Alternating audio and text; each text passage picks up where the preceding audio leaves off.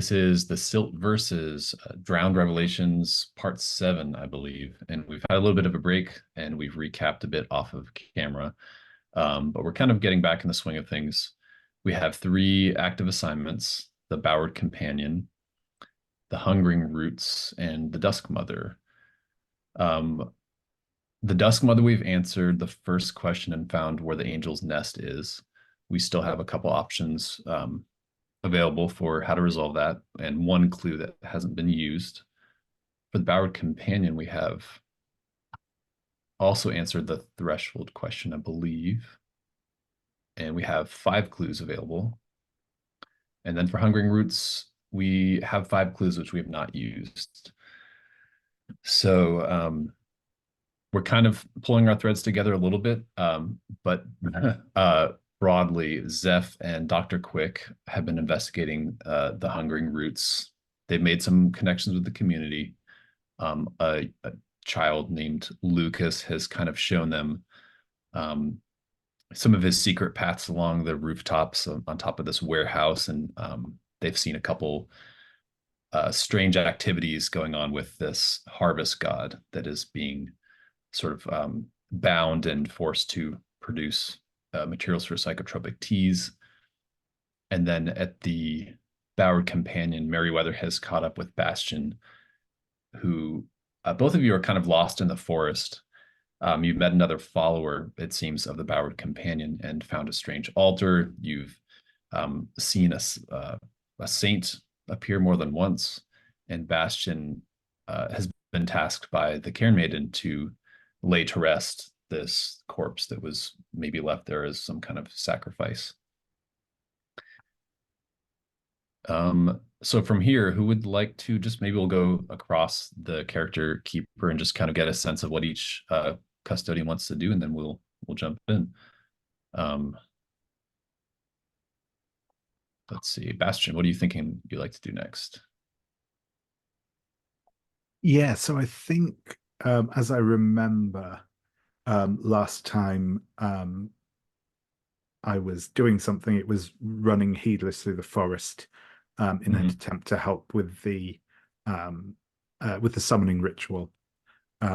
So I wonder if maybe I might potentially stumble onto something, or otherwise in the woods.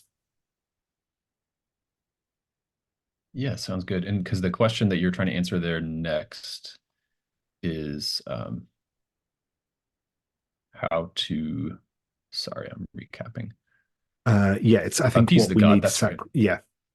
Okay, great. And yeah, that's a complexity 6. You have 5 clues there. And then Merriweather, are you helping in that in some way, or what does that look like for you?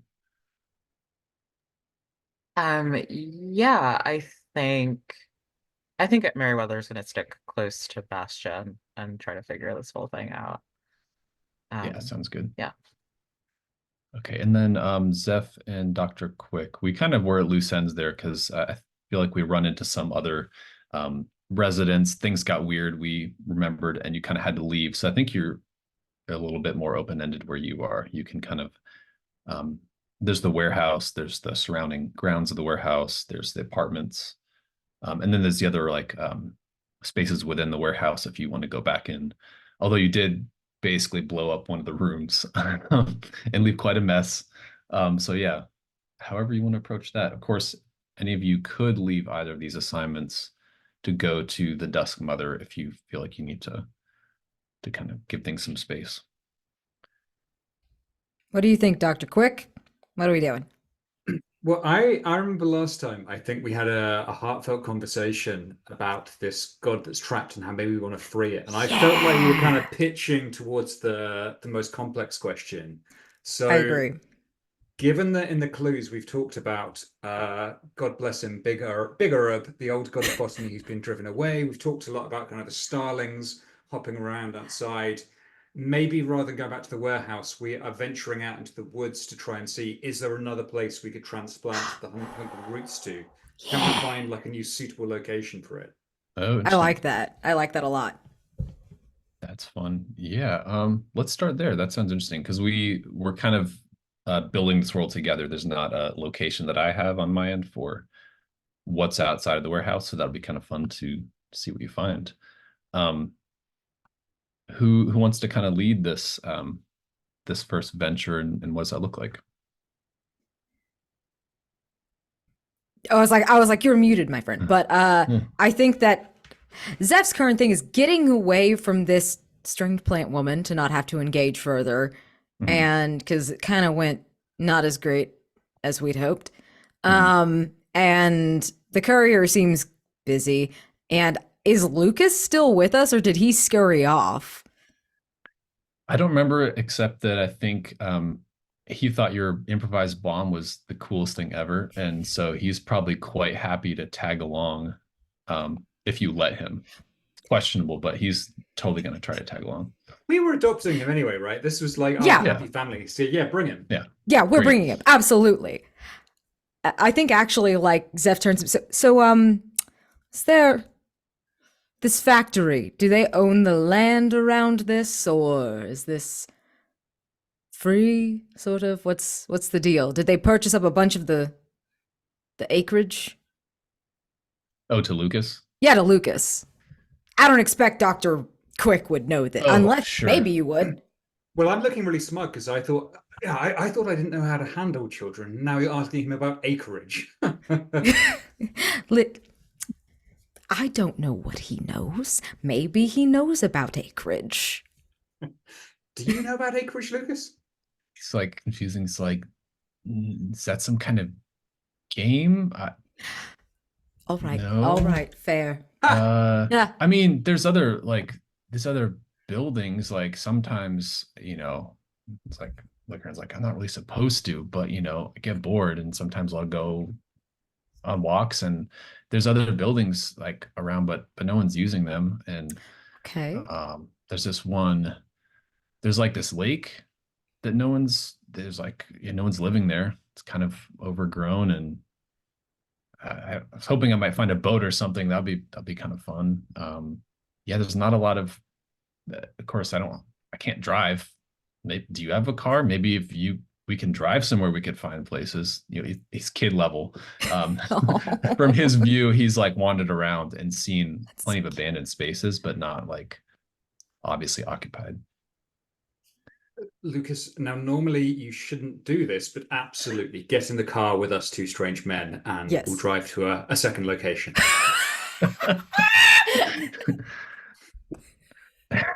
Sounds interesting. Show us your lake. Yes, like, show us this lake. Fabulous. It's like cool, but I think he like calls for Pickles. Like Pickles is coming, and like Pickles is gonna jump in with you. The cat. Yes. All right.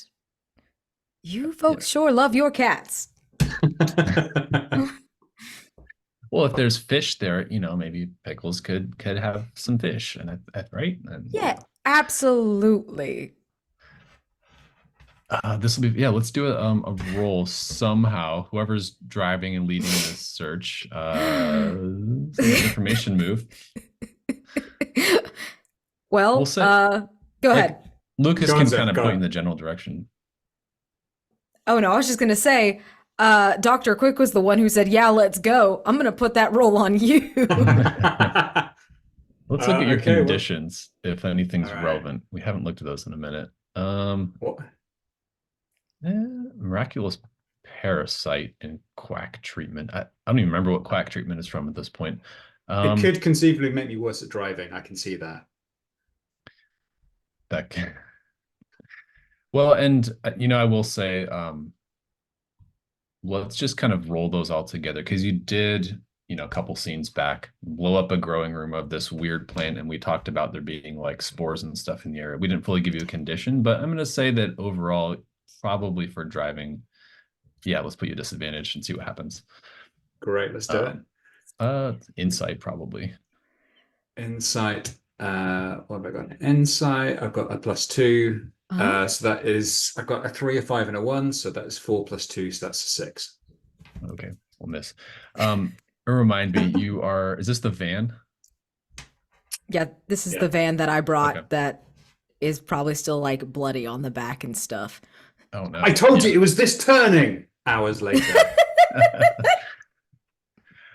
I think you get there fine. I think this complication will be maybe once you get back to your van, there might be some issue with your van or something you haven't been paying attention to in all of your misadventures. But you do find a pretty small lake, very overgrown, tall weeds. I think you can see some small, maybe used to be a little cabin or like little fishing hut or some kind on the other side. But yeah, no one's been here for a while, it looks like, or at least actively using it. What are you all hoping to find or look for next? Like patches of land, right? You're talking about places to maybe replant. Yeah. Mm-hmm.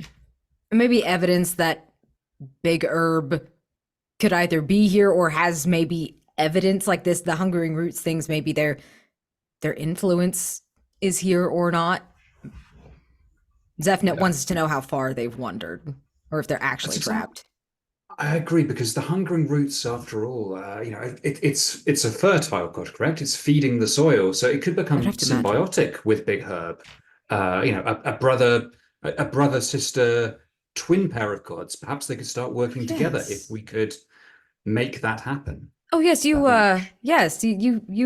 make a very good point. I believe there's other pairs of twin gods. I'm not sure how legal they are, but still, I think this could work.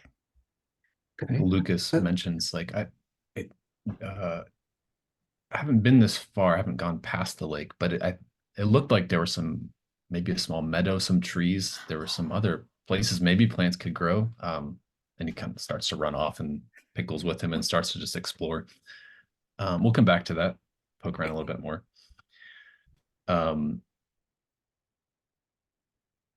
Bastion, I feel like you're the one kind of more engaged with the ritual here of some sort. And yeah, what are your next moves here? I'm gonna say you're near that altar of the Bowered Companion, or in that vicinity. Yeah, so I think maybe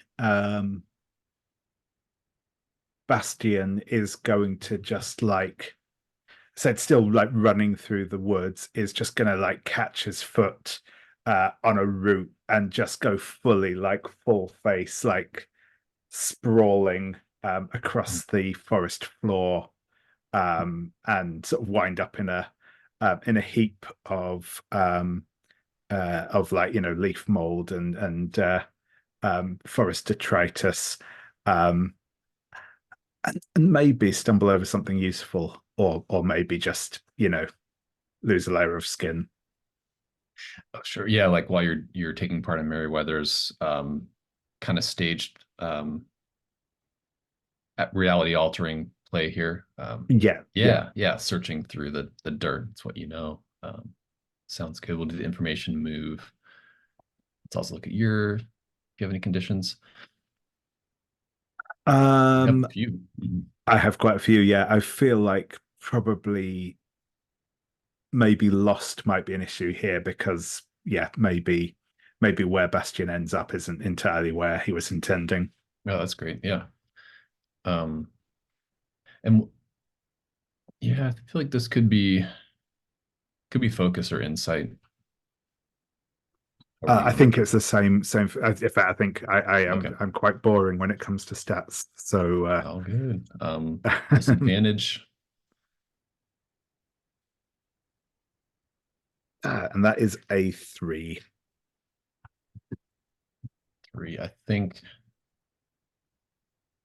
you are lost. These are strange woods. Maybe you've walked through different strange woods before, but as you know, there's another saint active here, and you fall, and it's kind of like when you fall into that like pit trap.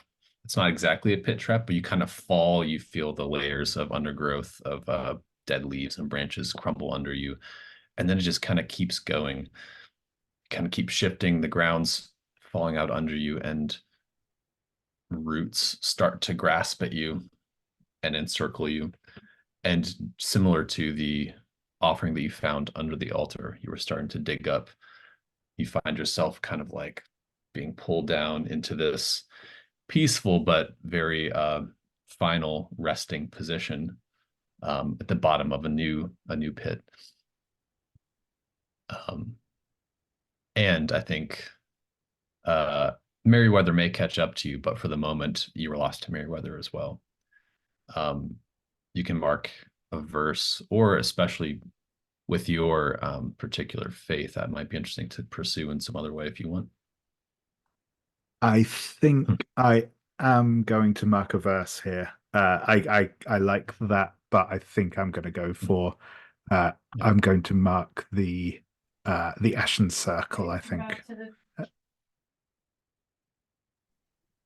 Ashen Circle, great. So then instead, that is a 7 to 9. We'll come back to that. I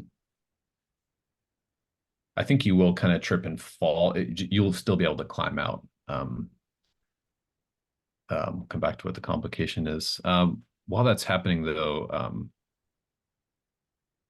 no, I take it back. The complication will still be that you and Merriweather are separated. Yeah, sure thing. Leaning on that lost condition. But Merriweather, before you were using your camcorder, right? You were kind of doing this staged moment, right? Yeah, I think she had she was doing the Blair Witch thing, so she had the camera very close to her face, was doing the monologue very tight and on herself. And I think, unless you have something else in mind, I think when we cut to Merriweather, she is walking through the fog with the camcorder held up, like filming, although she can't really see anything through the viewfinder but fog. We just see that like red light blinking, and I think she can probably hear like the crunching of leaves and the snapping of twigs and everything from Bastion and whatever else moving around, but she can't really tell what direction it's coming from, and she feels scared. And she's not sure whether she's like really scared or whether she tricked herself into it with the monologue, but it feels real either way. So with this like kind of trembling voice, like loud but not too loud in case someone else or something else might be listening, we hear her saying, Bastion? Bastion, did it work? I have something to throw your way, actually. Mm. Your camcorder, you said it was like you're filming yourself, or you're filming the forest? I think now she's turned it onto the forest. Oh, cool. Yeah. Filming it. So you don't, it's looking at the footage of the forest, and when you call it to Bastion, your camcorder kind of, there's like a static flicker, and for some reason it cuts back to footage you've recorded before when you were giving the monologue on the farm about the skeletons, and your connection to them as a family, and maybe some other moments that maybe you recorded, maybe you didn't, you're not sure. Maybe your camcorder was on when you were walking with cousin, but you see other bits of the forest floor kind of near the skeleton ranch, and you hear cousin talking about these trails in the woods and this fort that he's made. And then it changes again, but it's like weird. It's like you couldn't have filmed this on your own camera. It kind of zooms out over the forest, and we see these just a montage of scenes kind of flickering onto your camcorder, showing strange vans unmarked rolling towards town, showing trucks with large, bulky, covered equipment of some kind towards a location that none of you have visited yet. It's I believe it's the meatpacking plant. Vans encircling it, setting up a perimeter, setting up floodlights, armed men and women in strange unmarked uniforms, driving away the guards from the meatpacking plant, kind of taking over this operation.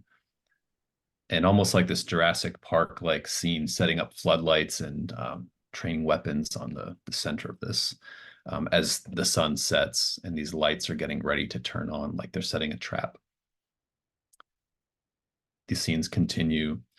We see other vans pull up at the skeleton ranch. breaking down the door, herding in the skeleton family into a van, driving them off. So out of character, this is the conspiracy taking over the Dusk Mother. Because we're at 5 conspiracy clues, and it's been a little bit, this is a keeper reaction. However, it ends with a glimpse of Cousin Skeleton, not in the van, perched up in trees, singing that lullaby that him and his niece sung, and watching these vans pull away. And he just says to himself, kind of almost looks at the camera and goes like, niece, where's niece? We got to find them. And he kind of like runs off, jumping from tree to tree in pursuit of these vans. So I have a fun custom move I've thrown in here. I've been doing official published stuff so far, but for Merriweather, if you want to pursue it, I'm throwing in a personal assignment, which is basically to find Cousin Skeleton. Oh, that's so cool. I love that. So if I can paste this in here. This is a bit experimental. I might change it on the fly. But basically, it's complexity 4. Where have the remaining skeleton family members been taken? And the opportunity is actually to discover the location of the Institute. And if you succeed in that, Cousin Skeleton can become a recurring side character.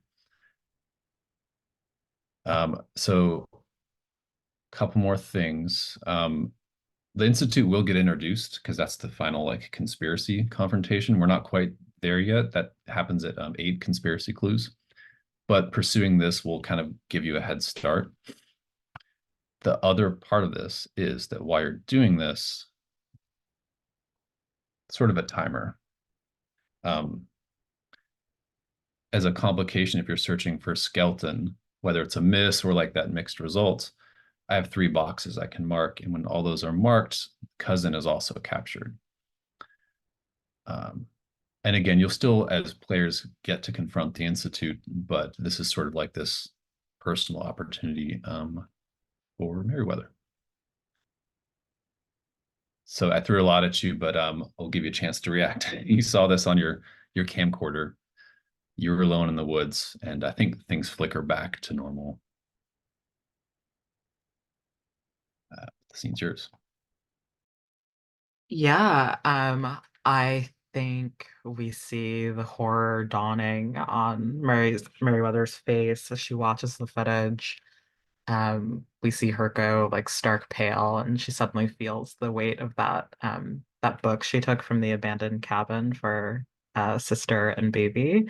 She feels that weight really heavily all of a sudden, and I think she like takes off on a run through the woods, like with this like redoubled urgency to find Bastion because she needs to find out what happened to her family. Yeah, absolutely. Let's catch up with you two. Finding Bastion and seeing where you go next. Zeph and Dr. Quick, you're poking around looking for clues here. Lucas is, pretty even-keeled kid, apparently rolling along with these strange folks and, exploring the pond and whatever. So you can kind of ask him for help, or you can kind of let him do his thing. Zeph does turn to Dr. Quick, like, we're not responsible for him, really, right? Like, he's just sort of scurrying around. We don't have to, like... I mean, on a civic level, maybe not. I don't know if anyone would really miss him, but on a personal level, yes, he's our responsibility. Oh, so, right. Okay. Just Lucas, be careful for traps, please. How do you talk to children? I have no idea. You're asking me now. You're asking me now. Okay. Oh yeah, we could set some traps. That would be awesome if anyone tried to follow don't. us.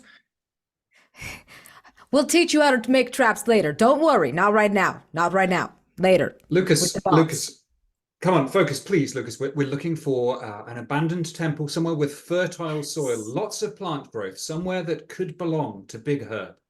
Do you know of such a place around here? Yeah, well, I think around the other side of the lake, it looks, and he kind of points, and there's like, you kind of distantly see maybe like sunflowers, just some traces of color, like there's other wildflowers and things growing. Um, I guess we could try there. I It's don't worth a know shot. anything about gardening, really. I mean, yeah, but let's check it out. And he's with you. Fabulous. Yeah. Maybe Zeph. How would you like to lead this next search? Sure, since I made John roll for the van. I imagine since Lucas didn't find any boats around, and Zeph frankly isn't keen to like try to cross the lake right now. You can just walk around it, hopefully. And keep an eye out on this edge of places that might be useful. So that's the aim here for him. I don't know about everyone else. Makes sense. Let's see. I'm just checking to make sure I don't repeat any. Looking at the clues we've found so far. Okay.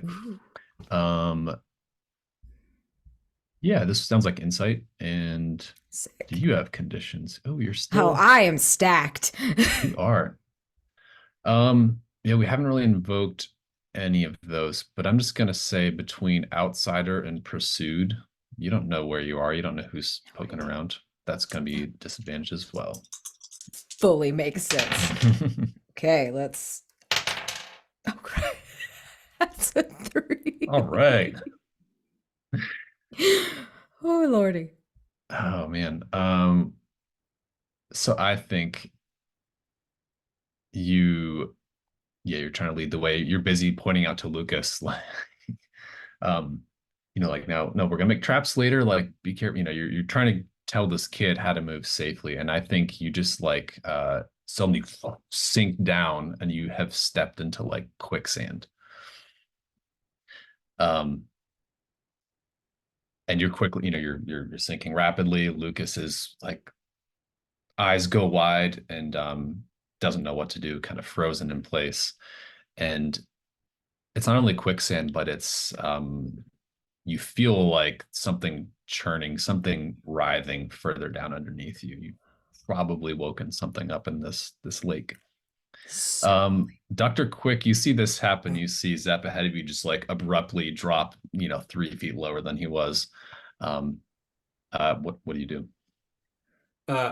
Lucas, we need to help our friend Zeph, okay? Get a large stick as large as you can, lay it out so he can reach it. Zeph, you need to try and lie horizontally, okay? Don't let yourself be dragged down. Don't struggle hard. Just try and remain as close to the surface as possible. You understand? I won't. Oh, right. I won't struggle in it. Okay. That's easy for you to say. It's going to be fine. I read about this in a book. Oh, God. Okay. Oh, Saint. Oh, no. He is definitely panicking. Of course, B, you can write a verse, but or we can. No, this is hilarious. Let's keep going. Great, I'm not dead yet. Yeah, exactly. Oh yeah, I'm going to try and find some kind of heavy sticks for Zeph to lay onto, using them as kind of almost ropes, and try and kind of just gradually haul him free from it.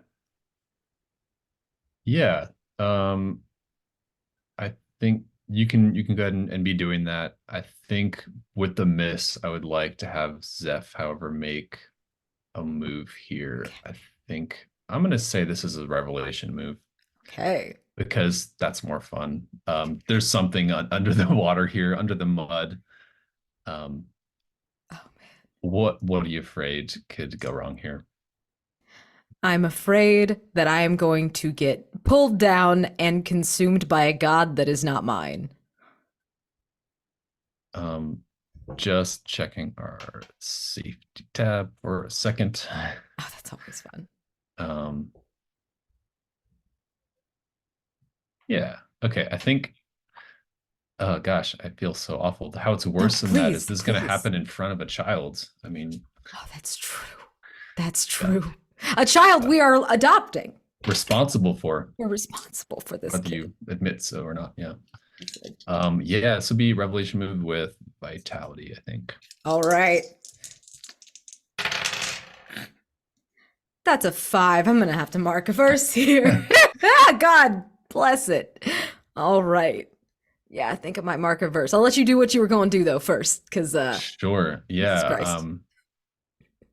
Yeah, I think it's a weird thing. You know how like whales will make those like bubble nets? They'll kind of like blow bubbles and kind of like go in circles and herd the fish into one spot. I think Lucas and Dr. Quick see um, like this gross like swamp like bubbles gas kind of coming up, then coming up more rapidly, then kind of in a circle. And then Lucas just sees the edges of some massive, almost like a carp giant fish jaws just kind of come up out of the mud and just snap around you for a moment. You're there, and then you're just with a crunch, breaking your rib cage, sucking you down into the mud. And that's the end of Zeph, unless you, of course, you're marking a verse, Yes. avoiding this. Yes. And I'm But actually for a going to mark moment, the whispered psalm. Go ahead. oh no, that's it. That's it. Great. Instead, gosh, let's come back to that. I'm not sure how to put that together yet. Let's go back to Bastion because it's been a minute.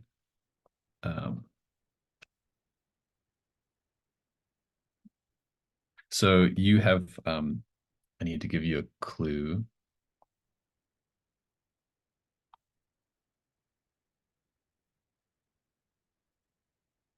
Actually, if you're interested, uh David, just because of like if you want to connect this clue to like burial and the Carrying Maiden and stuff, I will let you make this one up if you are interested.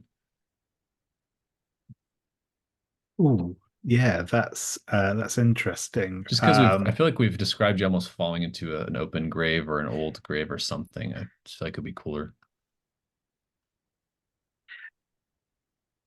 Yeah, sure. And we can come I back to it if you want to. I just sprung that on you, but No, no, it's okay. I'm going to fully press my thumb on the scale here. And I'm going to say that I fall into a pit of skulls. nice. That's very cool. Um, the crunch of these bones under your feet, under your body. Um, some of them probably falling onto you. I think one of them just falls onto your chest and is looking right back at you for a second. Its eye sockets kind of full of moss. But you do come to a stop. You are able to climb out. You don't hear Merriweather. It's dead quiet in the woods again. What do you do? Yeah, I think Bastion is going to kind of pull himself out of the pit, kind of dust some of the plant matter off of himself. He probably will actually take a moment just to kind of kick some of the leaf mold and stuff back over the pit. And yeah, I think is then going to just start kind of calling out for Merriweather. Just sort of looking around, casting his eye about, and yeah, seeing if he gets any response. Yeah, let's go to Merriweather for a second. So you're free of that. If you could put that clue in the keeper if it's not there, that'd be awesome. I think Merriweather, based on the weirdness of the last thing you saw and that you're lost and looking for Bastion, like the veiled move here. Sure. What are you afraid of right now?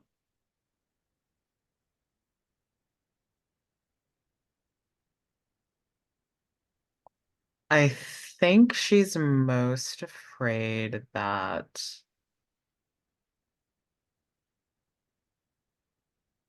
well, people have been going missing, right? I think she's afraid that she'll be lost forever.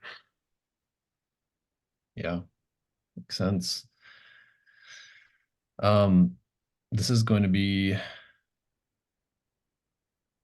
with focus, but you do have the condition of disappointment, and I'm kind of thinking that like these images coming through your camcorder is connected to the watcher. Mm-hmm. And this is just, again, this will be such a disappointing ending. This is not how things should go. So go ahead and roll. Yeah, I'm looking at my altar for a second to see if Oh, there's yeah, yeah. anything I should use.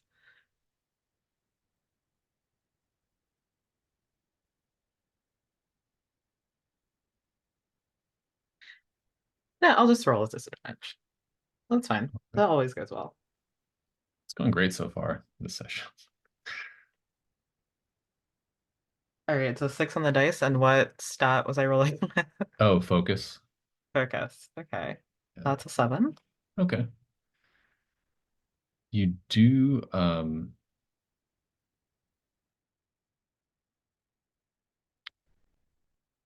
yeah, I think you, gosh, let me look at the Bowered Companion again. I think you will be able to catch up with Bastion. Um,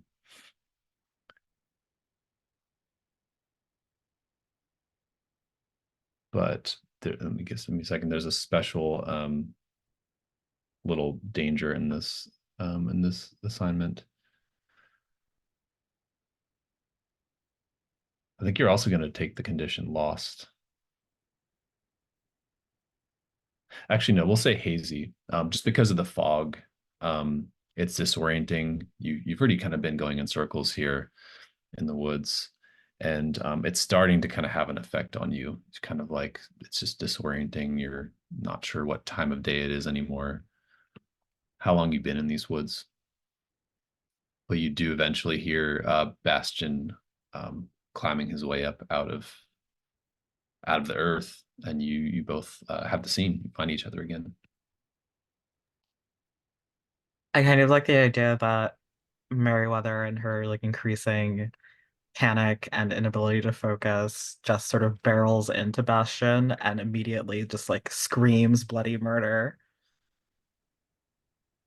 Yeah, and I think Bastion is going to kind of yelp out in shock as well before he realizes what's going on. Ah, Merriweather, there you are. Sorry, I got a little lost. Are you okay? I am actually not sure. Doesn't seem like the woods are getting bigger to you. It certainly seems that way. I feel like we've been walking around for a while now, and it's definitely still all there.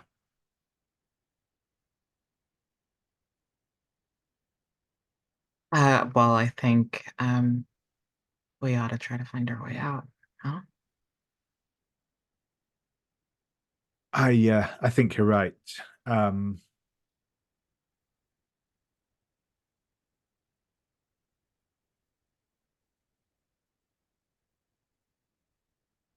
Is that I a pit of think skulls behind you? yes. Um, uh, I I suspect it's sacrifices to this entity, maybe.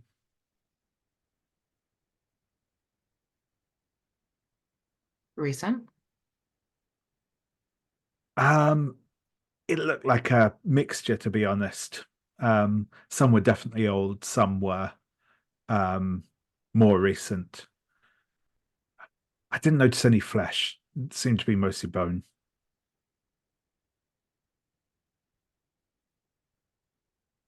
Merriweather is sort of peering over Bastion's shoulder, um, like narrowing her eyes as though she's going to see like some ragged flesh hanging off of a skeleton's nose.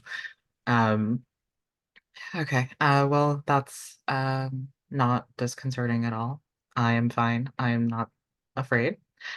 And we are going to just turn and walk out of the woods, and we're going to find the path immediately, and everything's going to be fine.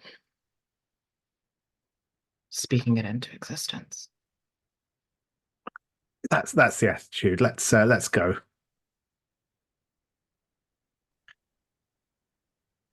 How are you all feeling about the question for that assignment? You did get another clue. It's complexity 6, right? We're Oh, yeah. aiming for how to appease the god, or like Yeah, what must be you're kind of, sacrificed to appease that. yeah. So you're at Yeah. 6. You might want a little more involved. Like a little more clues. I think you're at an even roll, right? Yeah. Again, I think I know where I'm going to take the answer, but I'm certainly happy to look around for a couple more clues first, or so. A question about the journey move. Yeah. Do you have to be moving between assignments to trigger it? I think so, like as written. But sort of the table, it's sort of a scene in between the investigating scenes. So I think you probably have to leave the location of the assignment and then come back in theory. Okay. So we could like set it up that you just want to get some space from here to go do the journey scene and clear some conditions. We can totally do that. I was going to suggest that maybe we do a journey scene, but Yeah, everyone's stuck with that- conditions. Yeah. That would also potentially get us our clues as well. yeah, that's what I was thinking. Nice. So Okay. Yeah, absolutely. We'll get back to the other two, and then we'll maybe take a break. We'll come back to that journey scene. sure thing. That makes sense. Zeph, so you bumped your roll to a 7 to 9. I'm gonna say the complication is that you are able to like break free of, in time with the help of Dr. Quick and I guess Lucas, if he poor kid, can pull together and follow some directions and toss you sticks and stuff. He's doing his best. Yeah. It's a formative, this is a character building experience. But the complication is that one of your altar items is going to go missing, but I'll let you decide. You have a lot of them, but something's going to come loose in the muck. I was really tempted to say that if you're carrying around the pit in a box, something super weird happens, but that would be a bit much.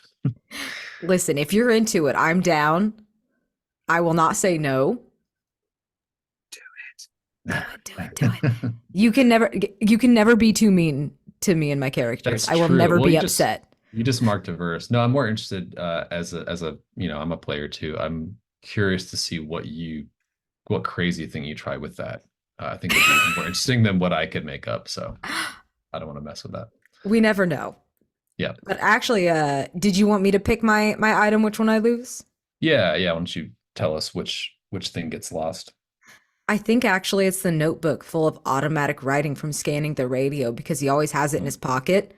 And that would piss him off the most to lose of most of the things he has here. Yeah. But you have the scene. You're able to haul Zeph out. Kind of almost like I don't know.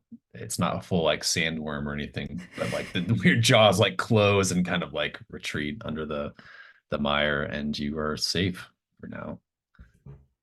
Oh, saint. Oh my God. Oh, okay. Are you two good? Are we good? You're good? No one. I'm fine. I didn't almost get eaten by the giant carp, Zeph. Are you all right? I'm wet and dirty and alive. So we are better than it could have been. And Lucas, are you okay?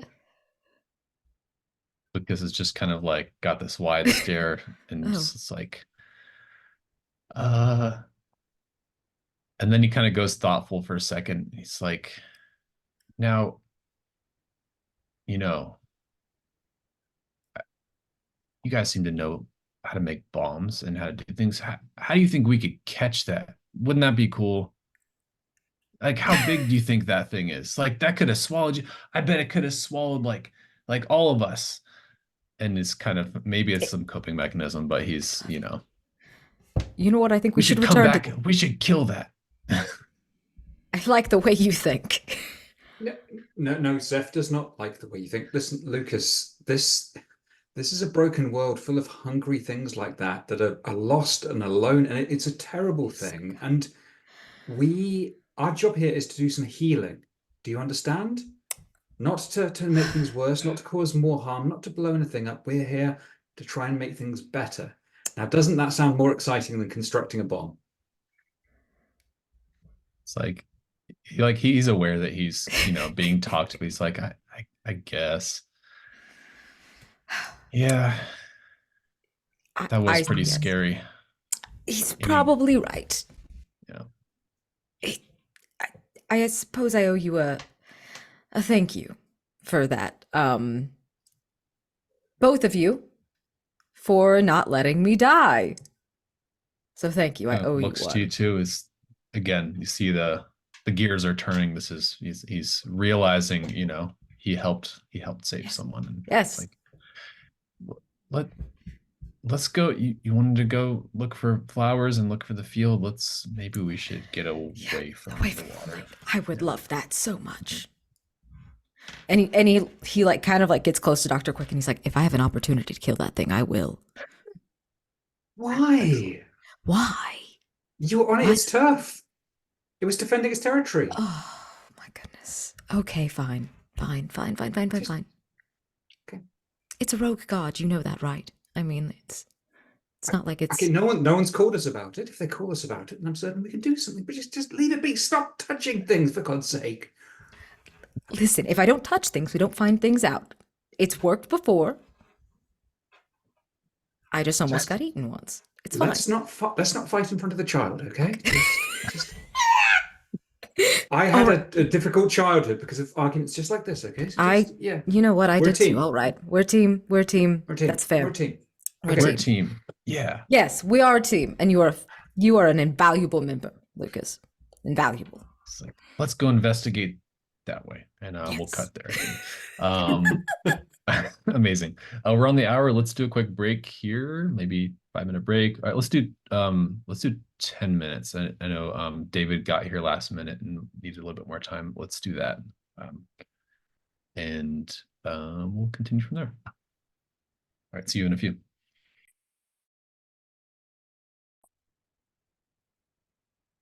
All right, we're back from our break and we've got, let's see, Zeph and Dr. Quick looking for some kind of ground for the hungering roots that's not this bog. And then it sounded like Merriweather and Bastion were going into the journey phase.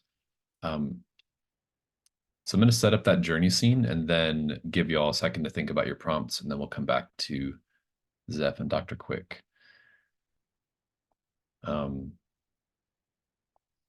So this one, I think on the way, well, first of all, did you all have anything in mind for where you might want to travel to?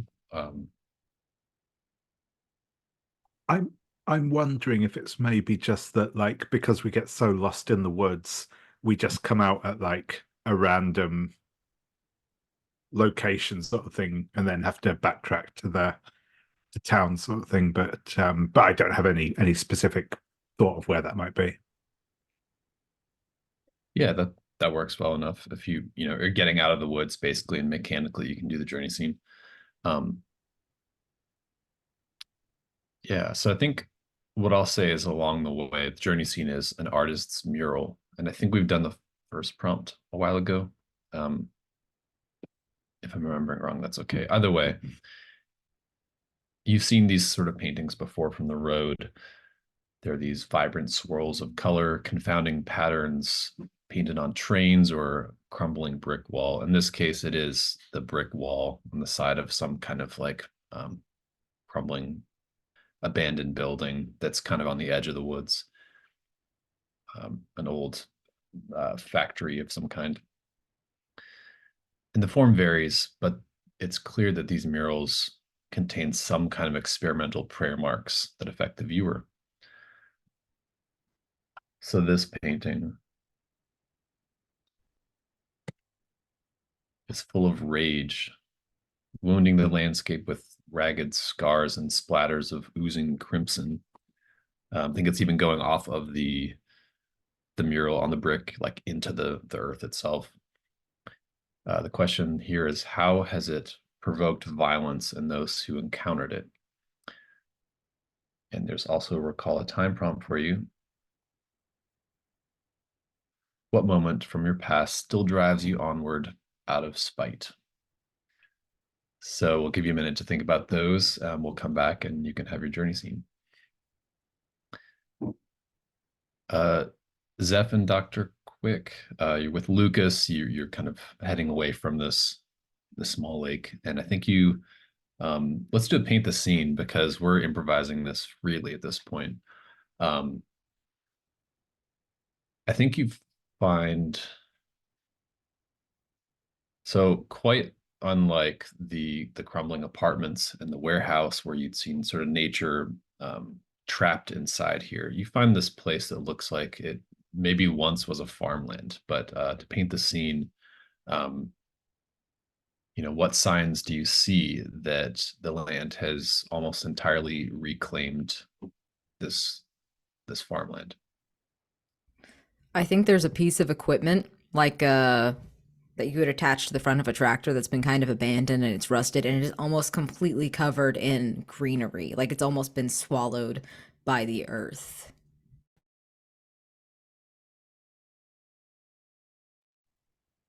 I'm imagining a very, very elderly billboard, and you can just about kind of see maybe a single eye and a cracked smile underneath this magnificent tapestry of herbs that has begun to form its own multilinear patterns, spreading upwards and upwards to almost cover it entirely.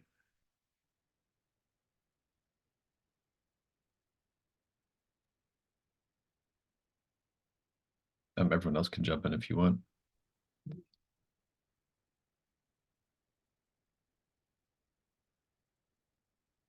David or sorry, I think okay. I missed the prompt there. Oh, the prompt was basically, I was yeah, reading. You're good. Basically, how has the land reclaimed this farmland? Yeah, I think we can see kind of a like a hummock of earth that is too regular in shape to be entirely natural. It looks like it's maybe formed around the rim of a wheel or something, but it's kind of matted over with weeds growing out of it, and has sort of created this new like part of the landscape from this abandoned wheel.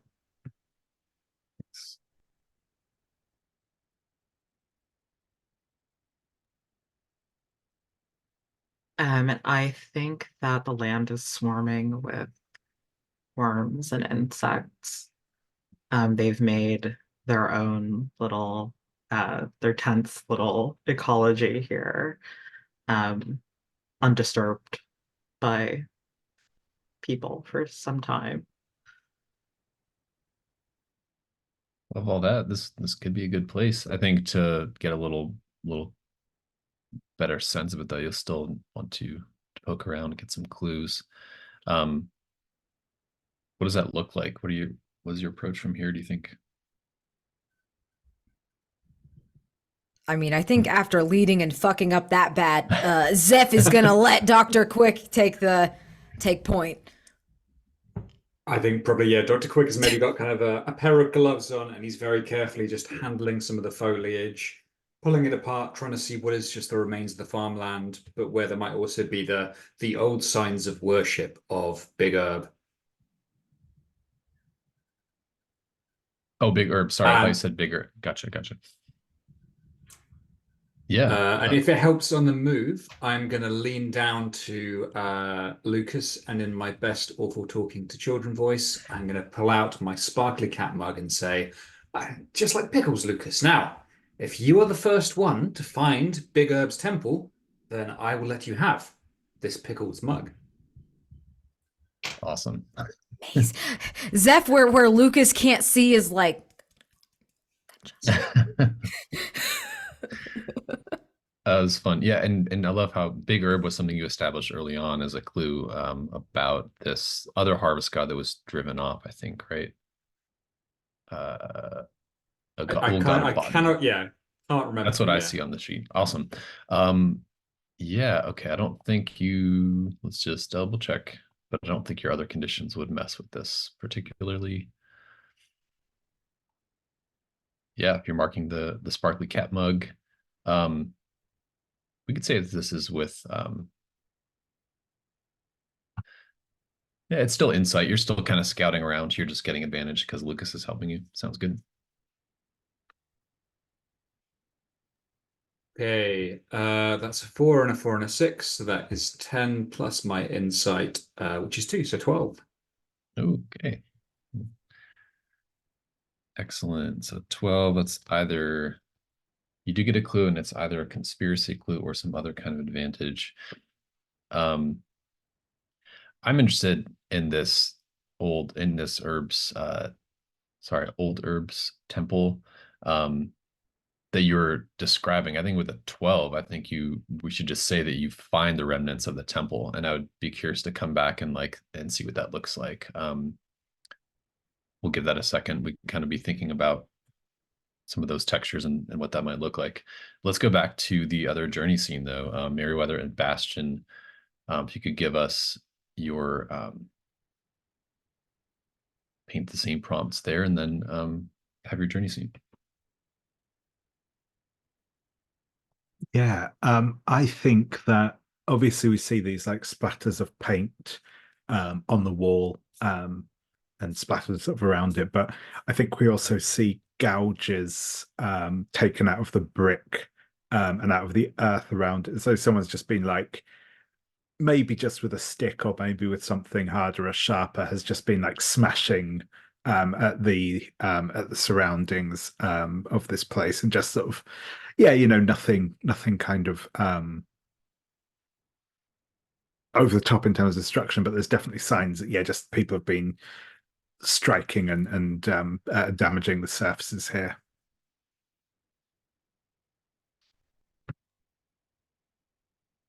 I think there's a row of skulls arranged in front of the mural, in a particular way, as though as a sacrifice to some god of brutality. And these are fresh, relatively speaking, still with sort of crusted bits of skin hanging off from the eye sockets. And like these prayer march deeply and roughly etched into the bone.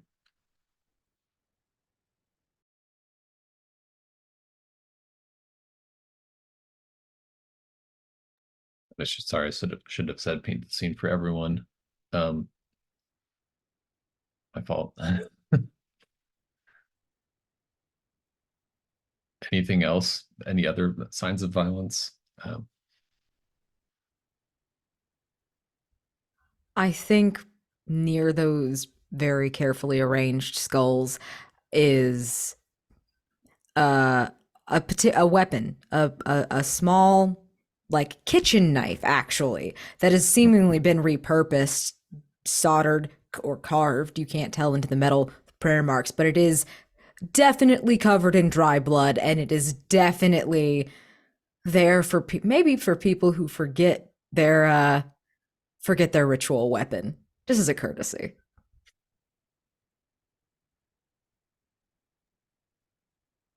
I think that it may not be visible to our intrepid custodians, but maybe kind of a little way away, there is a car that's come off the highway, and inside this ruined car, there is a family who have had the shape of the painting carved into their foreheads by someone who stopped them there.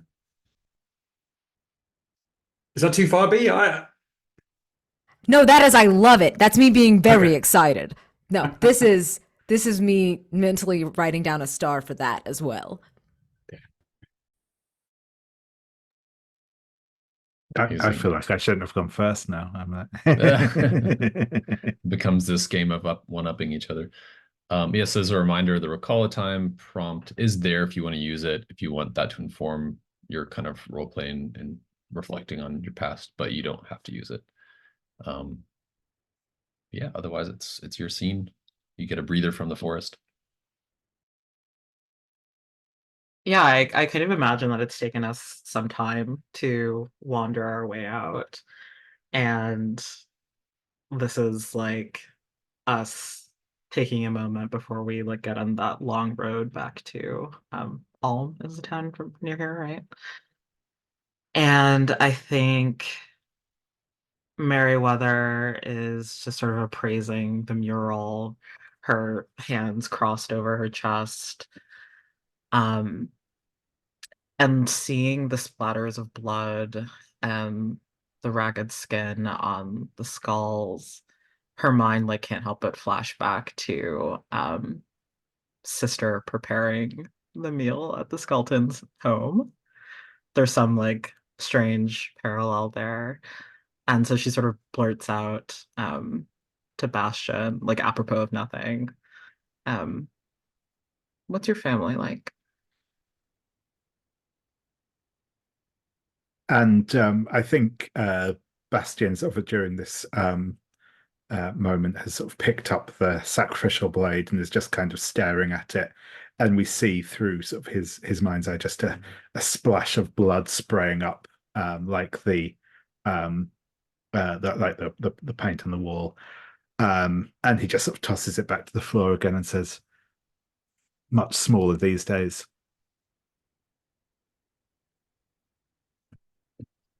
Merriweather just kind of turns to him with an eyebrow raised, clearly wanting to know more, but not sure how much she should press. And I think she'll even say, like, oh, sorry if it's a weird question. I know we don't No, really talk no, too much about what came before all this. it's fine. It's fine. Don't worry about it. And like while he's talking, he's fetched his shovel from his pack and is just like without even sort of thinking about it, has started to dig a hole and is loading the skulls into it. Um, it's it's just how these things go over time. You know, people start to die off. There's not really anything that can be done about it. I still get along with the ones that are left when I see them. Not as often as I'd like these days. I spend so much time on the road. Yeah, I get what that's like. Um, is the whole family getting smaller thing why you dedicated yourself to her, the maiden? No, no, that was. I mean, it wasn't really a choice, I suppose. It was more it was just how things turned out, where I ended up. But there's a there's a comfort in it, I suppose. You know, we're all going to go out one day, and all we can really do is enjoy the time we've got. And well, when it all comes down to it, he sort of places the last skull down in the in the hole and says, "I mean, it could be worse, couldn't it? There are much worse ways to go out." Yeah, many worse ways. Um, I'm curious, how do you know when she's pleased with you? Like, if you perform a ritual for her or a sacrifice, how do you know that it's good?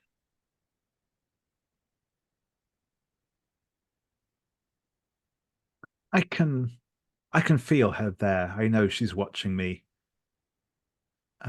It's comforting in a way to know there's always someone there waiting for you. Hmm. I wish I found being watched more comforting than I do sometimes. Sounds like you got a good gig.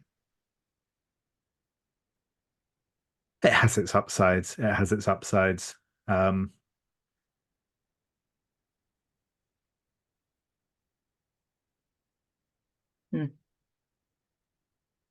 know what I think? Just an idle thought that's been going through my head. We talk about how gods are always hungry, right? We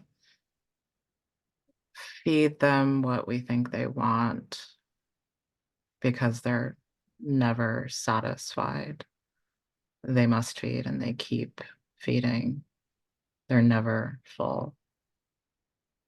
Well, I don't think it's just that. I think they're bored. I'm serious. I mean, think of all the stupid things we do to pass the time. Imagine being infinite and formless and timeless. How fucking bored you'd be. I suppose you're right. I guess all we can really do is put on a good show, right?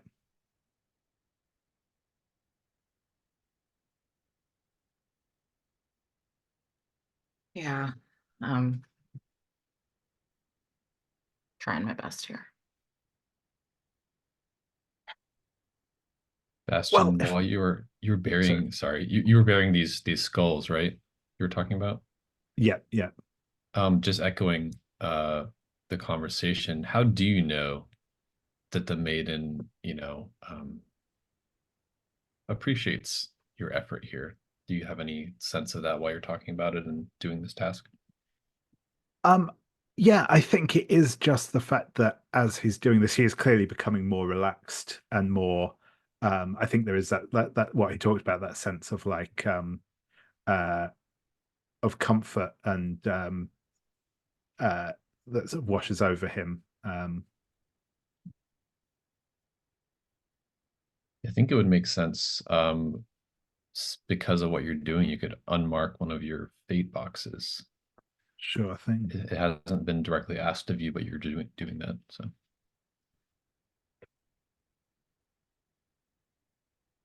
what conditions do we think are being cleared here? Otherwise,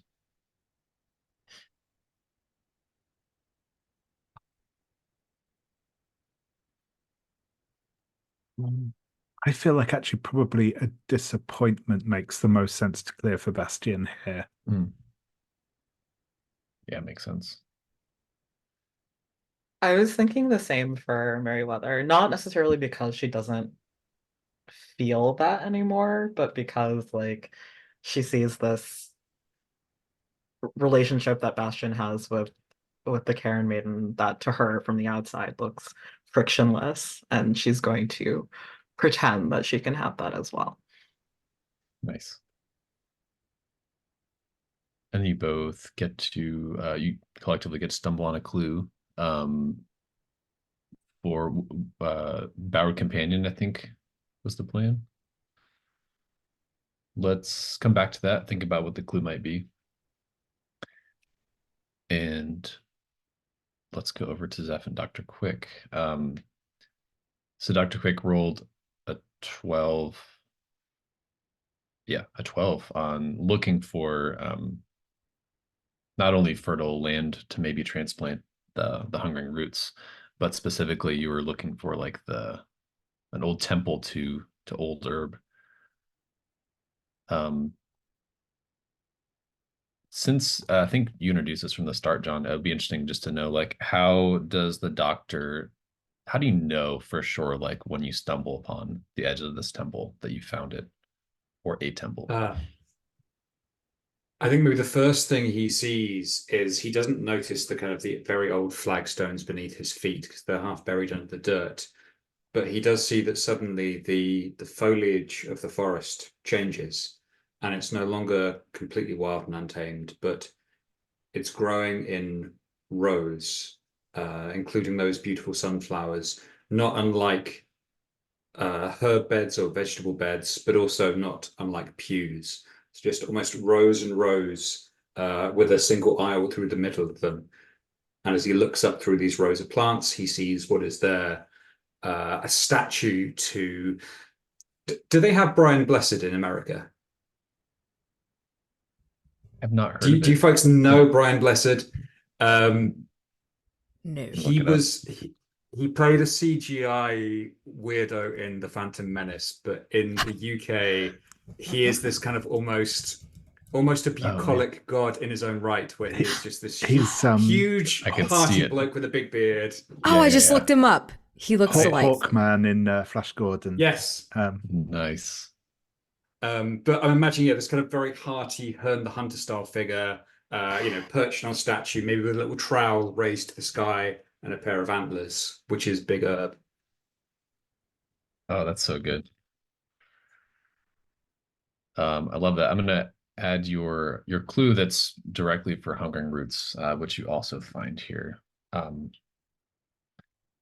You also find the charred remains of a row of shrubs and cracked pots, the surrounding ground blackened from a mostly contained fire.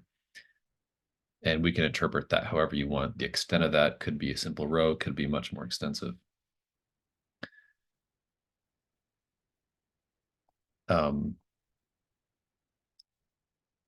Yeah, I think, let's see, I don't want to get ahead of myself, but I think because this is a 12 plus, yeah, you basically find that this is a temple. So like in theory, you have totally found a location that could work. Making it all work and putting it together is still going to involve resolving the assignment. And you're not in any immediate danger. I think Lucas is, as kids would do, starting to poke around. Yeah, what else do you do here? You have a little bit of time. I mean, I assume Dr. Quick has called us over once he's found this sort of old temple. And Zeph is going to poke around and against the good doctor's wishes will touch things. And is trying to figure out, a little more maybe about this god, what it's into, what might, because and Zeph actually turns to Dr. Quick. That thing you said about sibling gods. Do you know anything about that? I don't want to, try to usurp an older god with a newer one. That seems dicey. Replacement wasn't exactly what I was thinking, and maybe he reaches out to one of these kind of rows of herbs, and it's basil, but it looks wilder, a bit more feral. It doesn't have the basil shape, and he says, "Nature mutation occurs, symbiosis. This is an old god of botany. I think it may have been driven out of the area. The harvest god, the hungering roots." It can create fertile soil. It can enrich this temple. And then the produce is free for all. It isn't trapped and contained in a warehouse.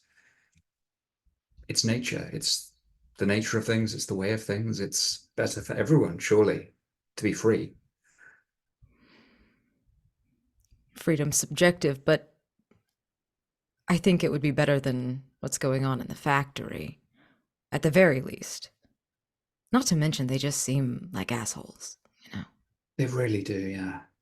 Well, this could be the perfect location. I suppose we just need to figure out how to safely transport the hungering roots and how perhaps to ensure that its worship is safely contained here. And maybe he looks up at the kind of the statue of Big Herb for a moment and just puts a supportive arm on Lucas's shoulder for a second, and looking up at the god says, "It's going to be all right. I'm a doctor. I'm here to help." Oh my gosh. That's great. Yeah, let's look at where you're at with clues and everything. Because I feel like out of mechanic, scope of mechanics, we're working our way towards a solution. Mm-hmm. But clue wise, you have 6, and that's still higher complexity, isn't it? Yeah, I think we're going for 8 because we're going for 8. So Yeah. we could We could take a gamble, or we could be like, no, we're going to poke around and find something else. Yeah. What do you reckon, B? Yeah, I mean, I think maybe I could give one more shot at not getting Yeah. eaten and look around the temple and see if there's anything we can get. If that's I like where down, you're if that's all going with good. like, would these gods match? That seems like an interesting way to pursue it. Fabulous. Yeah.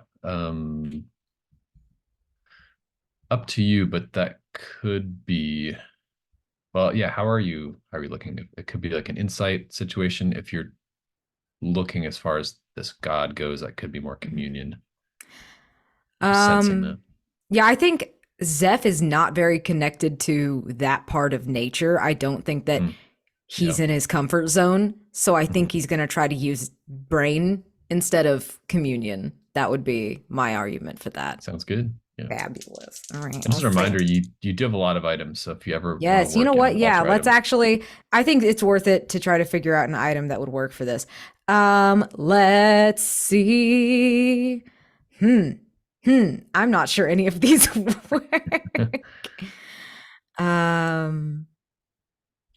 It's fine if not. I just want to make sure we didn't forget them. Actually, I think maybe there's something. So the old metal toolbox covered in stickers, heavy with something. Yes. So I think I'm going to take back what I said about the insight thing, because I think he looks around and realizes he doesn't know jack shit about this god, and there's nothing to like read or anything. He can't like do that.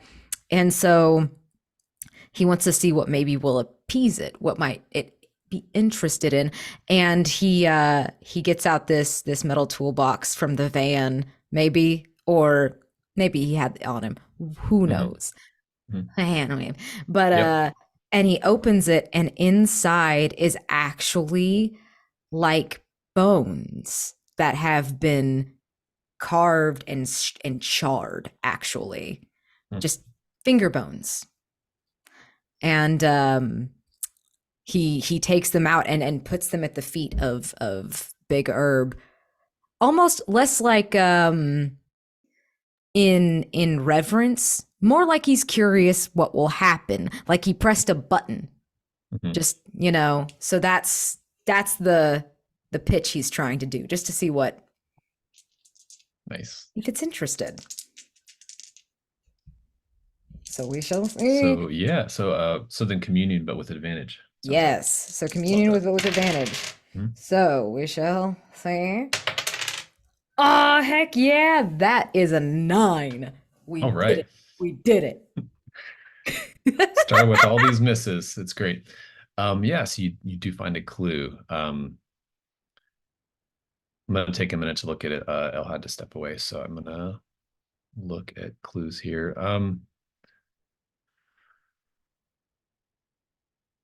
If I actually have any that would make sense. Oh yeah, okay. I was almost going to ask you how you knew it was received, but this clue works. You feel this dizzying sensation, almost, like when you're going up in an elevator, or like you feel like gravity a little bit stronger. You just feel like yourself very, very like grounded, like the ground feels solid below you, but not in a necessarily uncomfortable way, but just like that the presence of this temple, the plant matter, the roots, whatever is growing all around you is very, very much alive and like ready to like receive and grow more things. You just feel like your offering is accepted, and this is a receptive place. It's been abandoned. It's maybe even been sort of with those charred remains before someone's tried to harm it. So it is receptive and seems to appreciate the gesture. Zeph almost seems startled that it did anything, much less that he was answered, because he's not in a habit of talking to other gods. All right, well. He doesn't really know what to do with himself after that. Just kind of like, good. Doing good. Yeah. He's had a day. He's still very damp. Would you all like to do your own journey scene or continue, try to knock out this assignment? It's You kind of, up to yeah. you, because I don't Oh. get a condition cleared from it, so it's really up to you Oh. if you want to take Oh, that. yeah. We can Yeah. still get the clue out of it, but Yeah, honestly, I think getting the clue out of it is more what I was thinking. I forgot. Yeah. I consistently forget I am full up on conditions, and then I just get disadvantage on like every other roll. But so, yes. Here's what I'll say, because I did leave that hanging miss before. When you do get back to your van at some point, it won't start again. It has just like sputtered and died on you. I have So thoughts you on might that. be forced to go on a little, yeah.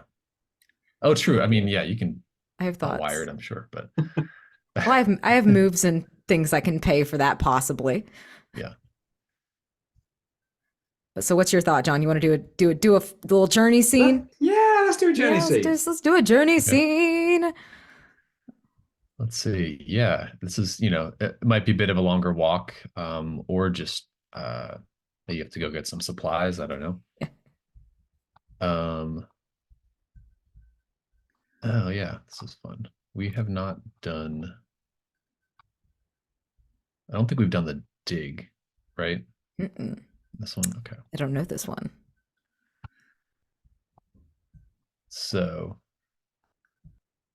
maybe you kind of step a little bit of ways from from this overgrown patch of farmland in this lake back to some road. And you kind of see, this will be interesting because you're maybe walking by, or at least close enough to see some sense of it. Up to you how close you get. But there's a construction site visible by the side of the road. And, there's the usual traffic cones and safety vests. At least one of you will recognize the mark of the watchful step. This sort of maybe god of oversight of some sort. And preparations are underway for some kind of dig or foundation work. This is another repeating journey scene. If you pass by it in the future, it will have changed a little bit. Yeah, an OSHA god, exactly. Okay. It's pasting weird, so I'm just gonna mention it and we'll come back to it. What seemingly excessive precautions have been taken during the setup of the dig site? And then recall a time if you want to use it. What event uprooted your life as you know it? Okay, they let me paste that much. I will figure out the first part in a second. No worries. Elle's back. Let's jump over to Merriweather and Bastion while these two think about their journey scene. All good. So I think we left Merriweather and Bastion also stumbling on a clue during their journey scene. Do you all have any idea what that might be? David, I know you already made a clue for this assignment this session, but since you seem very like it seems like you have something in mind that you're moving towards. I'm totally happy for you to I mean, if there's anything you want to throw in, then feel free to go ahead. I do have an idea. Otherwise, if Sure. Yeah, please do. Yeah, sure. So I think as we kind of look back from the as we look back from the sort of where we're sat at this area outside the forest, look back and see over the forest like a big almost like the kind of what's what I'm looking for, like the Aurora Borealis, but like a big spiral of light above the forest. Oh, that's really pretty. Yeah, if you could put that in the keeper as well. Awesome.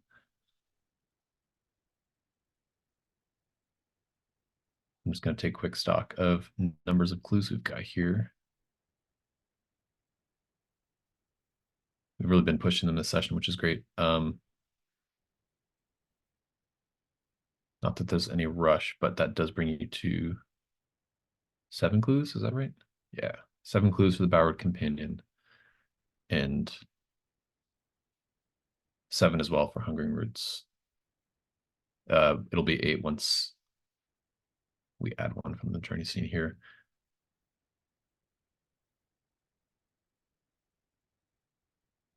Merriweather and Bastion, after you've kind of had your break here, I guess especially Merriweather, do you with your kind of like personal assignment thrown at you, this news, or at least this impression, I don't know how you would interpret that, how clear it is to you in character what's going on.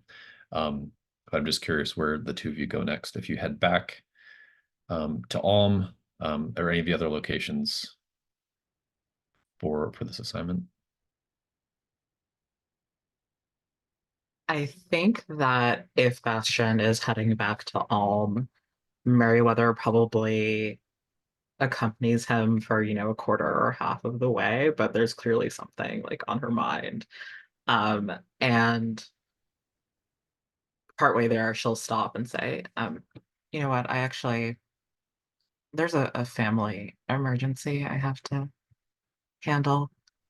Do you think you're good here? Of course, and yeah, you go and do that. You should follow the path you need to take. We'll meet up again eventually. Thanks. Well, actually, do you want to ride into town? I'll drop you off. And she sort Sure of thing. like juts her finger out as though like gesturing to something, and like the camera sort of pans over, and like suddenly on the side of the road there is this hearse there, and we can see through the window that like the keys are like in the ignition. It clearly wasn't there before until Mary called your attention to it. Oh man, is this prop work? This is prop work, yeah. Amazing. So you have a hearse available for the remainder of the session. That's basically how it works, right? Yeah. It disappears at the awesome. end of the session whether I use it or not. It's great. Let's review the town of Alm, because we haven't seen it in a little bit, and then we'll follow Merriweather from there. Give me a second. I really just need to print these things out physically. I think it'll be easier. Okay, so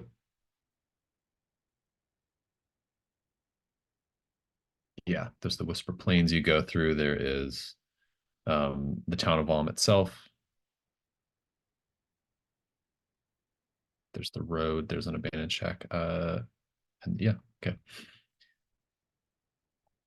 So the town of Alm, it's barely large enough to be considered a town, only noticeable because of its proximity to a major trade road. And we've mentioned before, there's that town hall, hand-painted signs for gravel roads. As you pull in, there's smoke from wood stoves mingling with truck exhaust. Again, the pine forest, that sharp scented pine. And a little more pleasantly, you hear the distant sound of birdsong again. Signs of life, unlike the forest where you were for so long. Bastion, what's your next move here? Oh, you're muted, Dave. I think that Bastion is going to try and find I'm blanking on their name. Was it Dale? Dale, that's it. Yeah. That's right, Dale the trucker. Yeah. To see if they managed to make it back to town after they got separated. Sounds good. So you're gonna go look for Dale, and then is Merriweather just gonna hit the road from here? Yeah, before she peels off, she'll call after Bastion. Don't die, and don't do anything I wouldn't do. Actually, I guess I did die once, but don't do that. I'll She like find a compromise. It's great. and yeah, she's peeling off in the hearse toward west. Sounds good. Yeah, I think Bastion, you see that that fading ferry and freight truck before that you'd seen in the ditch. At this point, they've managed to haul it out, and it's kind of like I don't know how one would. I guess it's being pulled by another truck. It's parked in the like at this truck stop, and see a couple of the people kind of standing around. Maybe they're talking to doing like some kind of report or assessment on it, just like of the damage to the vehicle and that kind of thing. And you see Dale, I think taking a smoke break, just kind of seeing how things pan out here before moving on. And yeah, he sees you approaching, goes, "Oh, well, glad to see you. You made it back as well. How's your investigation going? It seems like they're kind of wrapping things up here. Any luck?" Yes, I got lost for a bit, but then I found a friend. It all worked out in the end. And yeah, I think I know more or less what's going on. Hopefully we can do something about it. Good to hear. Impressive. Anything? I mean, folks around here would love to help if they knew what was happening. They don't keep disappearing. Yeah, he's. I forget exactly what he'd helped you before with like equipment and that kind of thing. Yeah, that's right. Yeah, we'd gone Yeah. sort of looking around that crash site together. Yeah. Yeah. Well, yeah. Anything we can do to help? Seems like this again. The truck is like being. I think now it's starting to like pull off. They're just hauling it out of here. It's just nice to see folks coming through who are trying to do something. Usually, we either never hear from them or we move on. No one really cares about towns like this, you know. Just I'm just surprised to see a change. That what'd you find out in the woods? I think we found the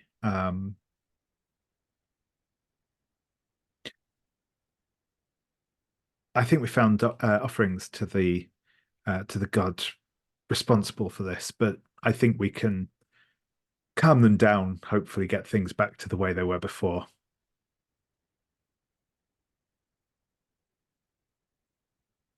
And sorry, out of character, I think before it's been a few weeks, but I think he had hinted that there was something going on with like the town hall, or maybe he'd seen something, or it was unclear. So I think there was a potentially some sort of worship going on or something like that, I think. Okay. But yeah, it's been a little bit, but yeah.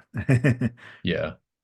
I mean, so you've kind of had a good interaction here so far. So I think that could be, if you're interested, could be part of your solution. We're at the hour again. Do we want to take a quick break, or do we want to try to answer some questions here after I guess we have another journey scene to wrap up, but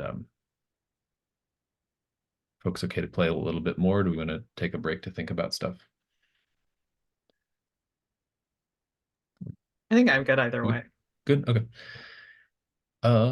Yeah, let's go to that other journey scene, and I think you still had a clue, right? Zeph and Dr. Quick. Yeah, any thoughts on the clue you find? Sorry, I'm getting ahead with juggling stuff. You still have your prompts and then your clue. Yeah, your scene. Go for it. Do you want us to answer the paint the scene first? And then okay, I wanted to make sure before I just like said things. No problem. I think we no, absolutely not. I just wanted to double check because I get chatty. But is that I think we see like excessive warning signs. Like, you'd usually see like one sort of like make sure you wear your hard hat. There is like a warning sign every few like feet about different things. Some of them like very strange, like watching out for sinkholes, which I guess considering what happened to Zeph earlier, that's not odd. But, watching out for you know, don't feed the angels, things like that, you know.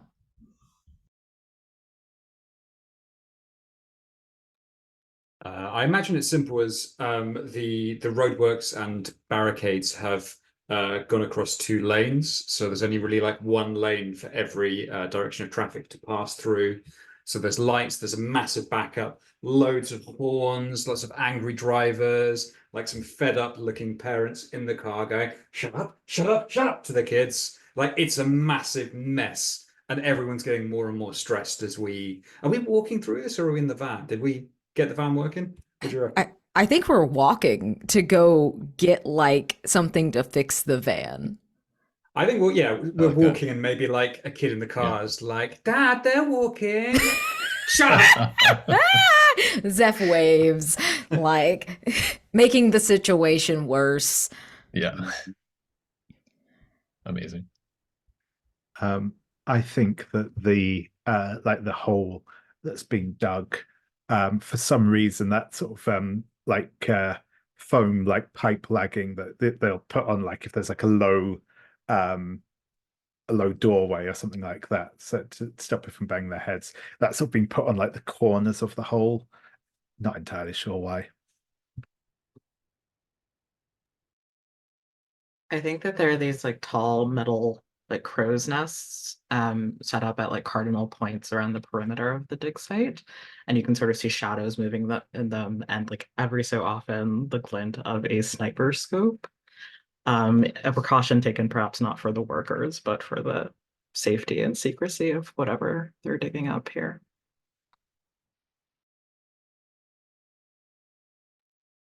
Just another construction site.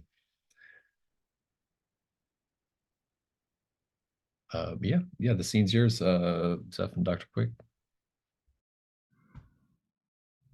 Oh, I think as we're walking, and Zeph has actually started keeping more of an eye on Lucas, like low key, making sure he doesn't run into traffic or anything, Kid seems smart, but I don't think that he's really addressing him so much as he's walking by the doctor. And he's like, "How have you ever relocated a god or anything? Have you ever done this? I know we haven't really talked about our work history, but..." No, I've never done anything like this before. That's why I think it might be the right thing to do. I mean, I don't think it's too much different than relocating yourself, is it? I suppose not. You move to a new apartment, you have difficulty settling in, there's a noise that won't go away, and maybe you lash out and viciously consume everything around you. Yeah, it's the same. Very specific, aren't we? Zeph, can I be honest with you for a moment? Of course. I don't think I've ever really been much of a doctor. I don't really feel like I've ever helped many people. Not really, not properly. So much of what we do is maintenance. Someone comes in, they've got a broken leg or a bit of a cough. You fix them up and then they go back out into the world and something else eats them. What are we doing but preserving the meat? Well, someone has to, right? Maybe I don't want to be that person. Well, then what do you want to do? You seem very dedicated to helping people. I see that, as I'm sure you take some sort of oath and you continue to help people no matter what. Isn't that what you do? Isn't that what you want to do? The oath I took do no harm. I suppose I never really thought about what it meant until recently. My brother, he was the one who he always cared, he always understood. For me, every patient was another tick on the list, another mark upwards, another chance to really prove myself and do even better. So I guess I just want to be a bit more like him. And maybe if I can fix this thing, if I can free this god, maybe I won't be such a disappointment to her. You know, I don't know anything about your brother, but I do think you're not a disappointment to him if you like to help people and you're helping people. I'm not a charitable person. I don't do the things you do or think you should do. It's not really in my nature. It feels futile. And I understand where you're coming from. This whole thing, it feels like you said, preserving the meat. So here we are. We're two people who don't help others, and yet here we are, helping others. Yeah. So I don't think you're a disappointment. Neither are you, Zeph. That's very sweet of you. I try not to be, but I'm not sure really who I'd disappoint. We can always disappoint ourselves, I suppose.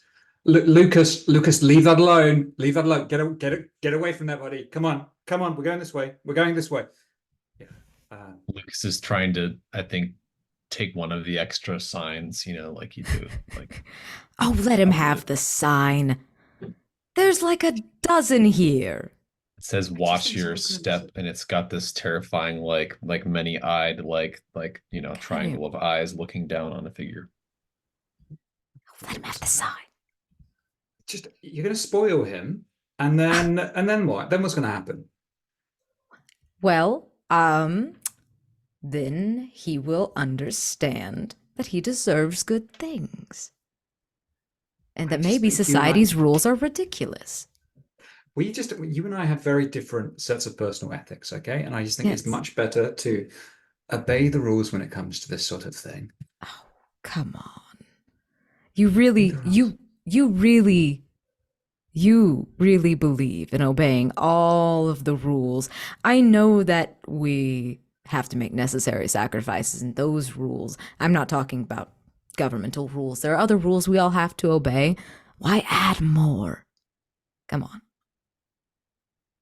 Well, there is one rule we're going to need to disobey if we're going to free the hungering roots. No trespassing.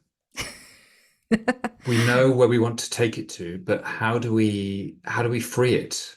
There was an altar that we found. Do we try and steal that? What happens when those lovely fellows in the warehouse try and stop us? How can we get away without causing a massive scene? I don't think not causing a massive scene is an option anymore. Stealing the altar is my first thought. I'm not sure if there's another way. Maybe just some of it, maybe just some of the altar, and we always have more explosives. They have a lot of fertilizer there. Just say. Maybe it's time we tried doing things your way again. I thought you would see that way. Eventually. So, just because that's getting into the sort of answering the question territory, which you should absolutely follow all those threads.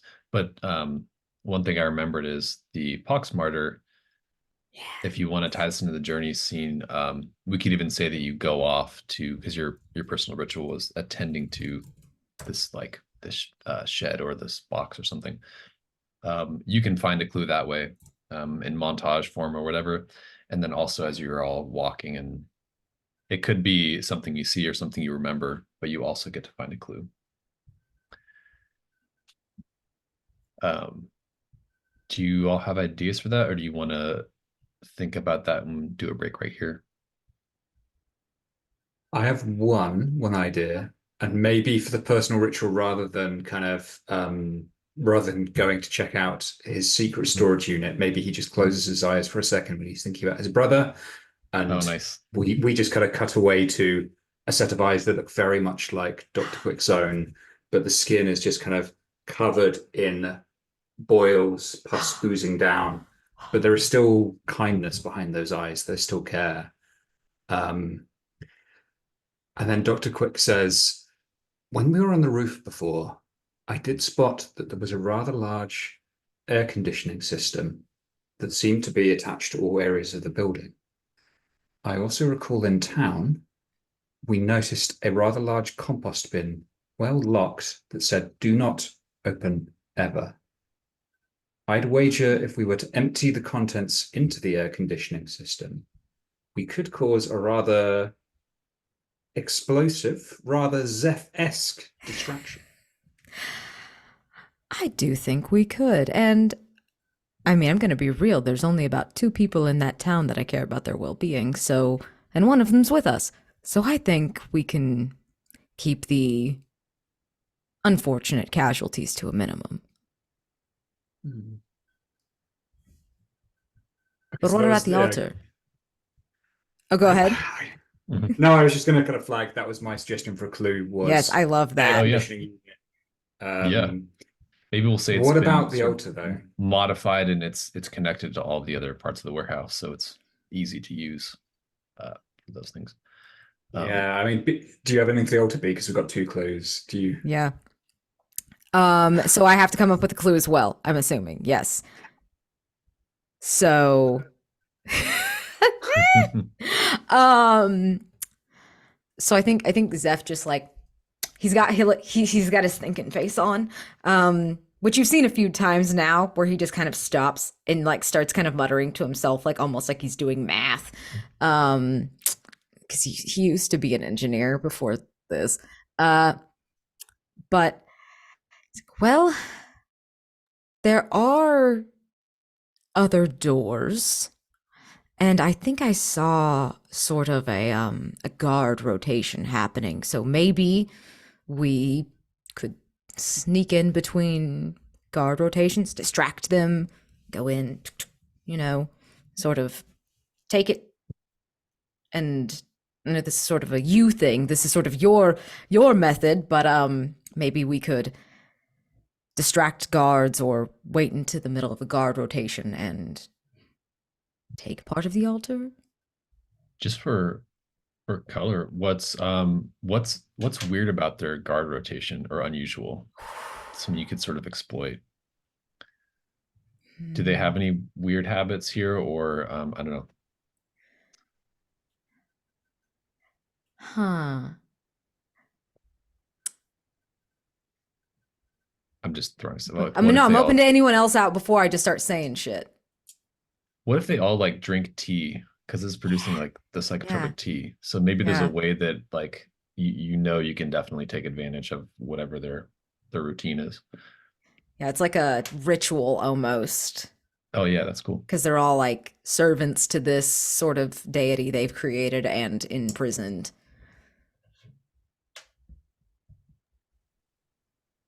Yeah, I love it. I love it so much. And Zeph, we don't need to do it my way. We're creative collaborators. So we could create a distraction by blowing shit up, Not everything needs to be subtle. I appreciate that. And I suppose not everything needs to be fiery destruction.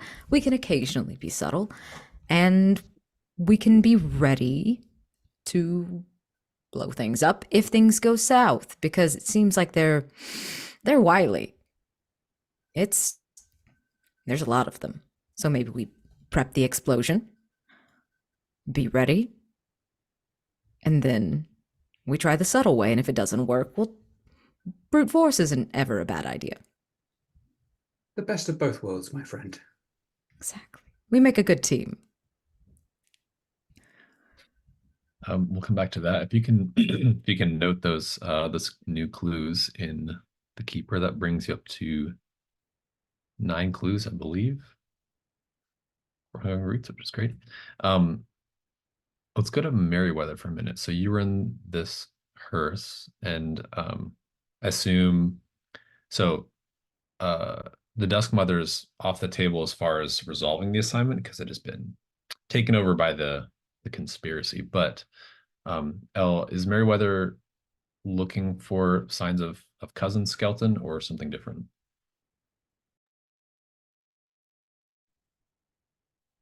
Um, Because it could also be a solo journey move if that's what you were going for, if you just wanted to clear more conditions. yeah.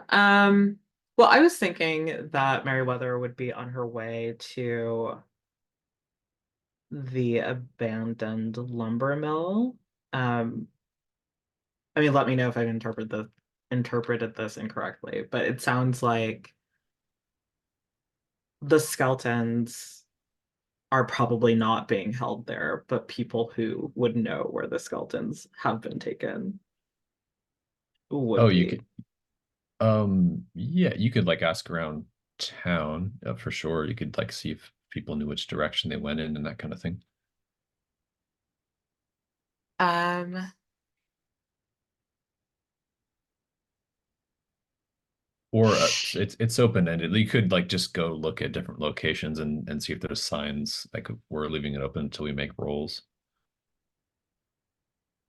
yeah. I guess to clarify the kind of video vision she had, um, she saw that the institute that she doesn't know is the institute Mhm. has like kind of set up or has taken over the premises of the abandoned lumber mill in Weft Oh, to I'm do sorry. something. They've taken over the meat packing plant.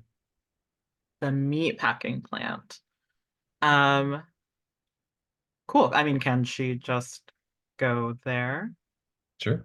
Okay, cool. Snoop around. Yeah, yeah, yeah. Then I think that yeah, that's where she's headed. Yeah, sounds good. I think as I was last describing, they're kind of, it looks like they're setting up, perimeter, some kind of weapons, maybe even some kind of like large nets that could be launched. A lot of looks like floodlights that aren't turned on yet, spotlights, maybe to cause some kind of big flash. Um, so you could like, you know, sneak around trying to get a sense of things. You know, you can probably get the clear impression like these are very heavily armed and equipped folks, and they don't necessarily mean well. So approaching them directly might be a risky thing, but um, it's up to you. Yeah, I think she does start by, parking the hearse somewhere out of sight, somewhere where it's covered by the tree line. Um, and will like, yeah, sort of skirt the perimeter of this place, trying to see what she can glean about what they're up to inside. And like most importantly, who these people are. Like we don't have any idea about the Institute yet, really, do we? I guess not in character Yeah. too much. I think there's been some mention, but I don't know if it's connected yet. Mhm. Um, Probably most connected for Merriweather. Yeah, let's do an information move, probably with focus based on that. And just want to check if any conditions would apply. Um, I do have hazy, which seems like it would probably get in the way oh, of focus, but you are marked by Hopworth Industries, which is this plant. So I think that's definitely gonna mm, be a problem. Yeah, so that'll be a disadvantage unless you want to mark something else. um, no, I'll just go for it.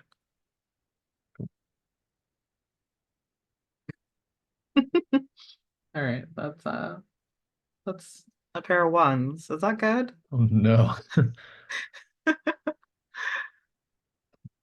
Oh man. Okay, so I think with the full pair of ones, I think you are sneaking around looking, seeing this setup.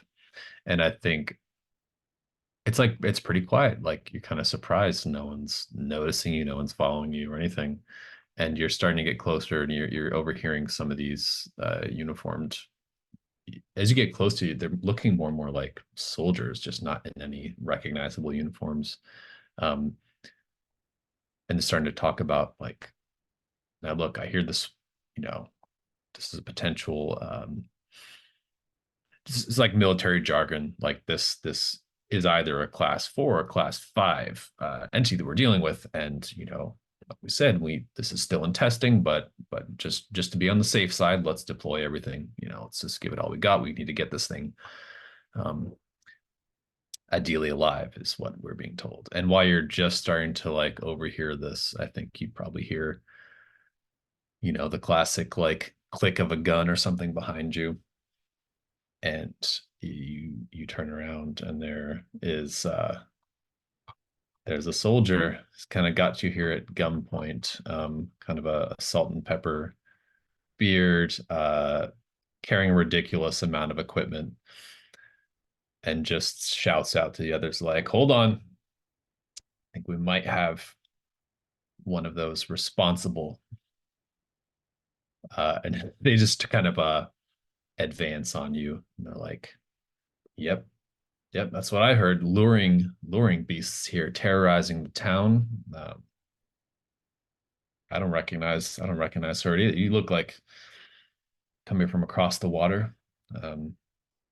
We hear there's all sorts of spies trying to target these local communities, good citizens, and cause all sorts of problems.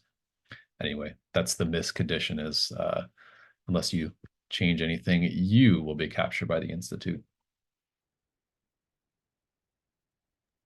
Let me think about this for a second. Sure. I saw in the chat 11. I'm just making sure I got it right. That was a pair of 1s, right? Not an 11. No, sorry, I was joking. Oh, okay. Yeah. I Gotcha. definitely It's like, rolled oh the no. best. Okay. Yeah. It could not have been worse. Yes. Yeah. And because every roll and attempt to do something, the dice are going to tell us how. So if you're interested in it being that you're captured and trying to break out and pursue and whatever, we could follow that path too. That is one of the things I'm considering. Yeah. I have a little idea bubbling, I think. No problem. We can leave that for a minute. If you want to think about it, let's see. Do we want to answer any questions before we wrap the rest of the session up? Do either of the other groups have any clear sense of where you want to go with it? I think we've got to go now. We're a +1, right? Sorry, go on. No, go ahead. That's I was just saying, I reckon +1, we've kind of got to do it. It'd be cowardice not to. Yeah. I agree.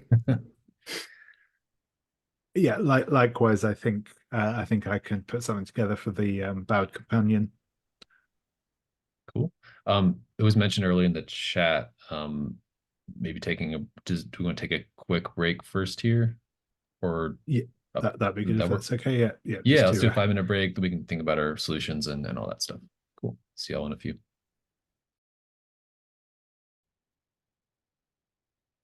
All right, back from our break, and I was just realizing, depending on how things go, we might be clearing the board of all assignments here effectively. So we'll see what happens. No pressure, by the way, I'm just making sure I track the pieces, but if there are questions that we want to answer for some of these assignments, we can totally do both of them. Who wants to go first?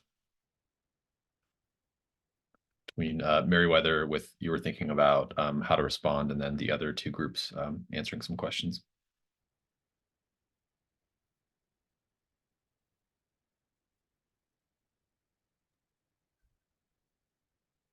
I'm totally happy with the questions being answered first. Okay. Okay, I was going to toss it off to you first to see what dramatic decision Merriweather made, but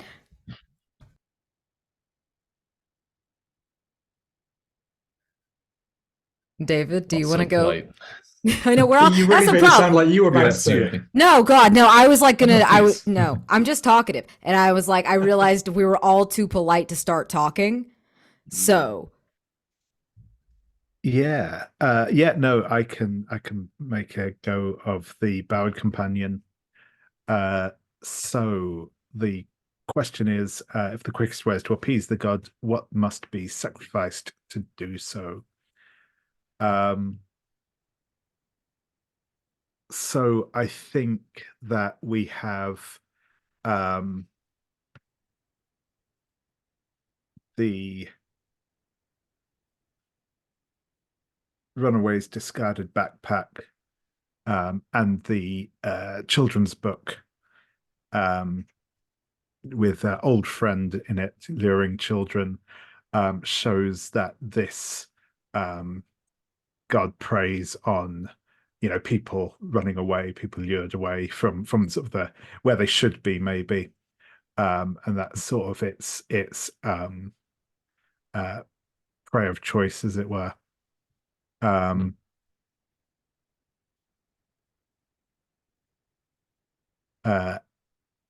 We've seen the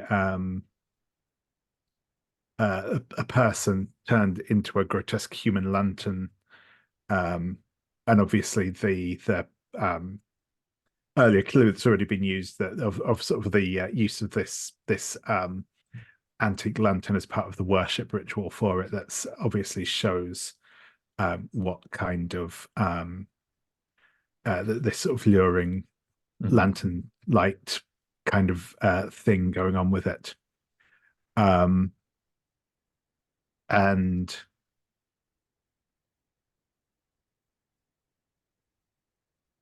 the bloody fissure in the earth and the pit of skulls are both kind of, I think, signs of like the way that offerings are made to this this god, sort of the dead being sort of interred in it. And kind of echoing, technically it was the journey scene, but it was like the edge of the woods when you came across those skulls and that sort of violent mural. And exactly. We've also got the spirals recurring, which I think are signs of kind of sites of interest to the god that have been sort of marked on this map, are possibly sacrifice sites, maybe. And likewise the spiral of light above the forest. So I think that's kind of obviously there's obviously this sense that I think maybe the kind of the incursion of these roads into the area has kind of disturbed some of these traditional sites of sacrifice to the god, which are designed specifically to be places kind of out of the way and off the beaten track. And then sort of the track has been brought to them, sort of thing. Which is all a very long way around of getting to say that what I think needs to be sacrificed here is Bastion's brother, because he obviously is a skull that has been made into a lantern, was removed from a grave sort of out in the wilderness. So I think he kind of has to be returned from Bastion as a kind of sacrifice to this god to appease it, and kind of maybe even to kind of guide it away from the road, deeper into the forest, where it can kind of be more itself again. Wow. Yeah, I love that personal touch at the end there. It seems really straightforward to me. I like the way it all lines up. Does anyone else have any other suggestions or things you want to add or change?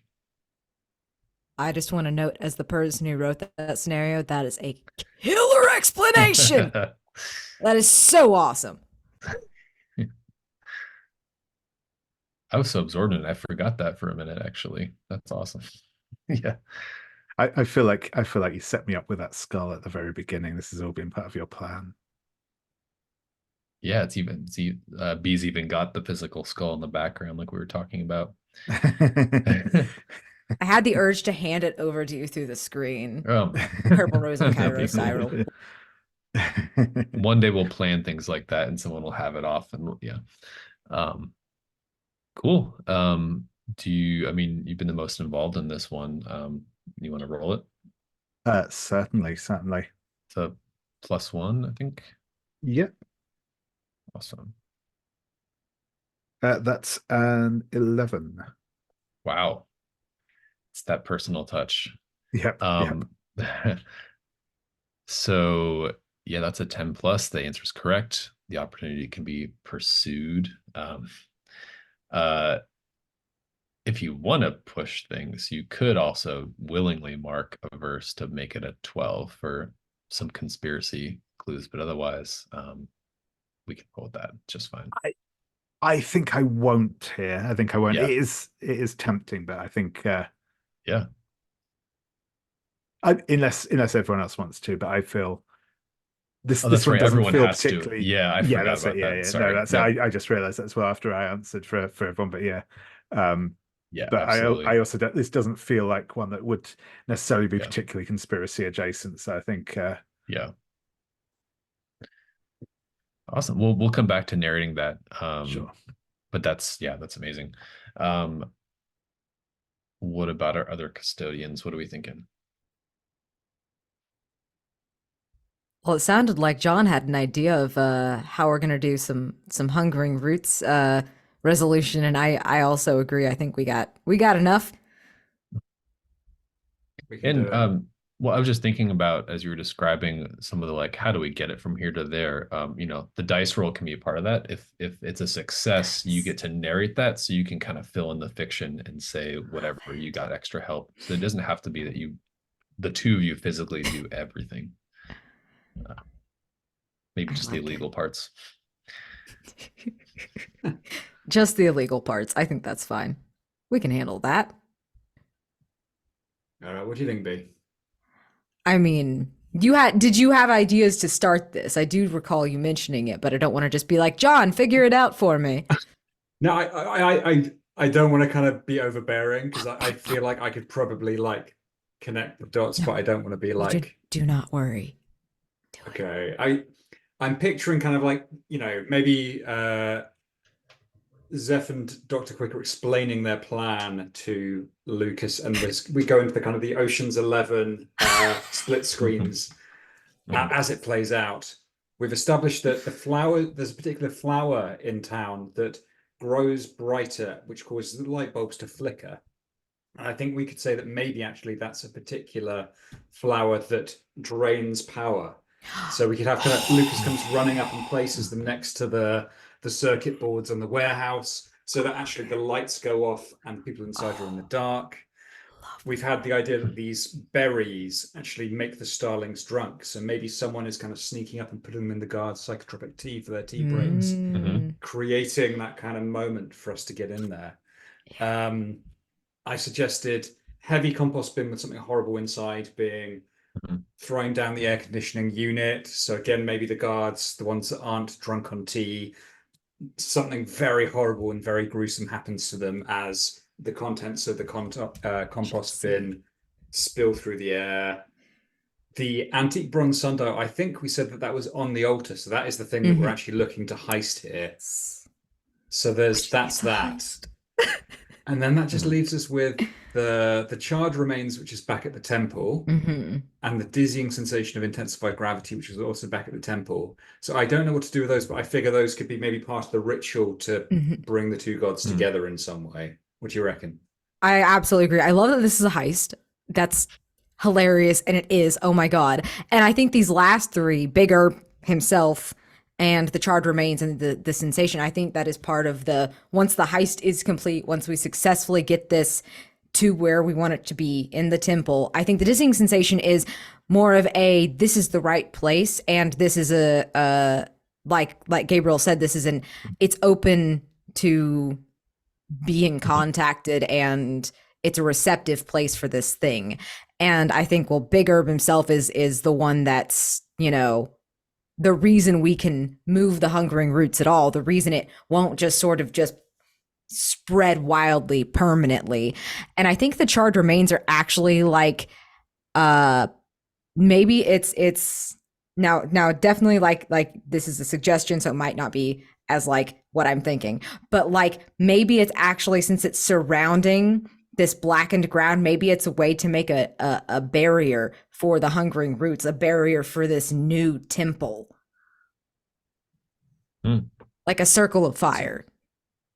Oh, yeah, yeah. I think the one thing I'm wondering about is the sundial. I mean, because we described it being just connected to everything. Are we thinking that Mhm. like enough of the god is imbued in that, or like pieces? I'm just was wondering how much of this is like a physical plant that's being transplanted or not. Um, is that I, like the center piece of the altar? So transplanting that will do it, you think? I Yeah, yeah, think I that was my idea, and I guess yeah. because we never actually we never physically saw the Hungering Roots, so we Yeah. don't know. Although I know Right. it's in the assignment, whether in Yeah. this version there is a physical entity, but if there is, maybe it just kind of withers away once the altar is removed, and then begins to Oh, yeah. reform at its new home. Yeah, maybe it's the That's cool. power source that they're sort of using. Hmm. That's cool. Yeah, I mean, I'm picturing like if you go to uproot it, maybe it's got like the way ivy will attach to stuff. Like it's got enough Yeah. traces of this thing that when you put it in the new place, it will grow around it again or something. Um, and we said the charred remains. You said that was like a barrier or like. Yeah, like an attempt to it's like surrounding the temple Mhm. as almost like a barrier to try to keep in the god and Oh, cool. Yeah. just sort of like and it's less trapping the hungering roots, more of giving it a boundary, like a more Oh, natural yeah. boundary. The same way Yeah. you do like controlled burns. Yeah, that makes sense. Um, I like all that. Does anyone else have any revisions or other suggestions they want to add?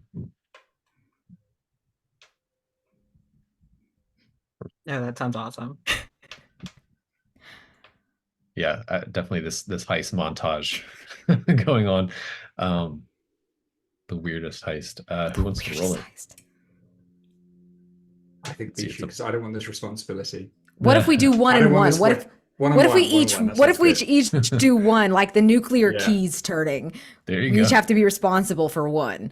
So it's And also we a get that a plus sounds good to me. one, right? yeah, we get a +1 on it. So hey. Oh Okay, I'm gonna yeah. roll. I got a 5. I also got a 5. Wow, impressive across the board. Another 11. Mm, mm. So be thinking about how that's gonna look. Pretty much done it, but we get to like actually see it happen. Merriweather, what do you think with this situation? Do you want to mark a verse? Do you want to allow yourself to be captured? I think I'm gonna do a secret third thing. Oh, okay. uh, yeah, so you said that they've kind of got Merriweather surrounded with their guns drawn, right? Yeah, there's sort of again any excuse that this is probably a Linger Straight's spy or something. Yeah, I think that suggestion that she might be a spy sort of like plants something in her brain. And there's like this sharp intake of breath as they draw their guns and this like tension hanging in the air for a moment. With Merriweather totally defenseless, or so it seems. And I think Bastion's words from earlier sort of echo through her skull. Um, that all we have to do is put on a good show. And the stakes of her story have already ramped up.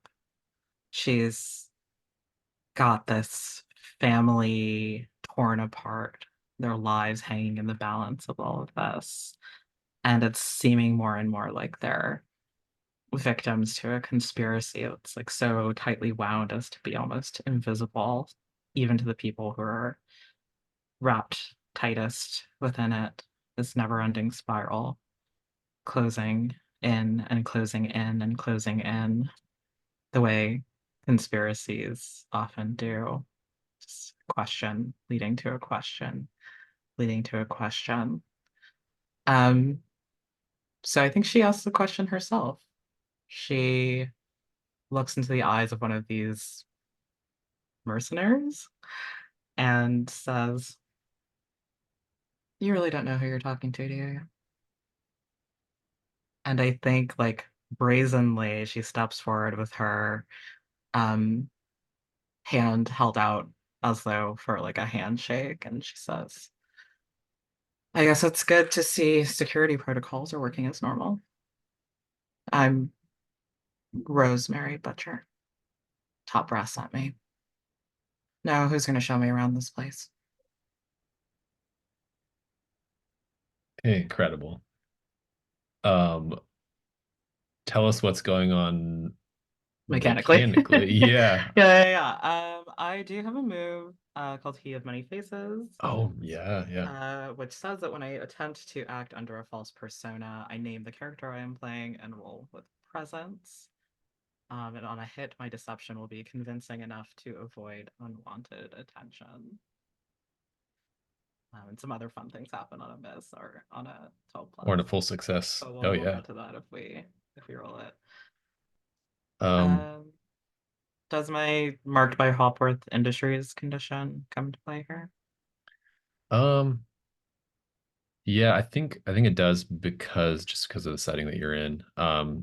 But you can definitely mark other things to give yourself to even that out.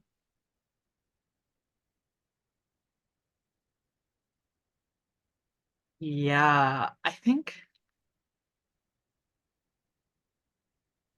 I'm gonna mark the old pipe organ. I think as this like twist in the story occurs, there's like music in the air that can be heard by everyone. Like it's really there and happening, though there's no like clear source of it. That sounds like something between, pipe organ and the sort of late 80s synths, like sort of providing the kind of soundtrack that one might hear in a conspiracy thriller at this moment. Perhaps as a sign of the Watcher's pleasure. Perhaps something else, who knows? Is that cool? Can I? Yeah. Oh, yeah, Okay. please. Aha. And this probably presence, right? Or it already tells you in the move. Never mind. Yeah, it says presence. So that's an 11. Yeah. Amazing. On a 10+, your performance is so persuasive that you bring the character to life, literally. So I have to record this as a new side character and introduce them in a future session. So they now exist in the world. You can't use this move to impersonate them again. But yeah. Yeah, could you when you get a chance, type in the name somewhere so I can keep track of it. But in the short term, sorry, Rosemary Butcher, nice. I think they look confused and look at each other for a second, and then I think someone else is like, stand down, you idiots. That's Miss Butcher. This was an inspection. You all, we're gonna talk later. You completely have failed this sort of routine things. Like, ma'am, this is embarrassing. I'm so sorry. We're going to have some further training here. But I promise you, please don't think that this means that we're any less prepared. Operation is unfolding just as ordered. In fact, I think we should be expecting contact within a few hours at sundown. What's your name? Give me a second to find that character's name. We'll just say that this is the soldier is just like Bryce, Sergeant Furlow, ma'am. Sergeant, with all due respect, I'll be the one to decide whether the operation is going exactly as planned. So looks very uncomfortable. And it's like, of course. I think that's a great place to cut, unless you wanted to add anything else, Elle. No, I think that's a good place to cut. That's awesome. Good stuff, man. Okay, let's go to end of session questions and then stars and wishes. I forgot to mention to change your questions if anyone wanted to. But why don't we just have players tell us if they have answered questions. Everyone did. Sorry, I keep getting ahead. We do have our final montage scenes. I would like to do that really quick if we're cool with that. Can we get the heist montage here, and then maybe we'll do the ritual, and then we'll wrap up. Take it away.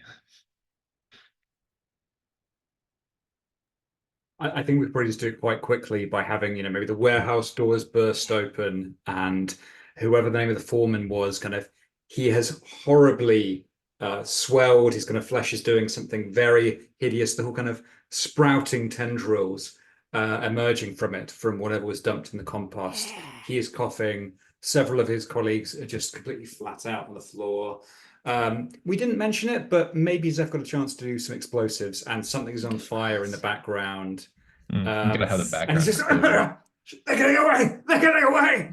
As the van sweeps past, banjo chase music happily playing as it soars away. And then we do a quick cut to Zeph, Dr. Quick, and Lucas in the temple, planting the altar in the soil and watching as almost instantly the ground kind of shudders and ripples, and a magnificent green root erupts around the big herb statue, caressing it and intertwining with it and just kind of lifting it higher into the sky until the sunlight falls on his face once more.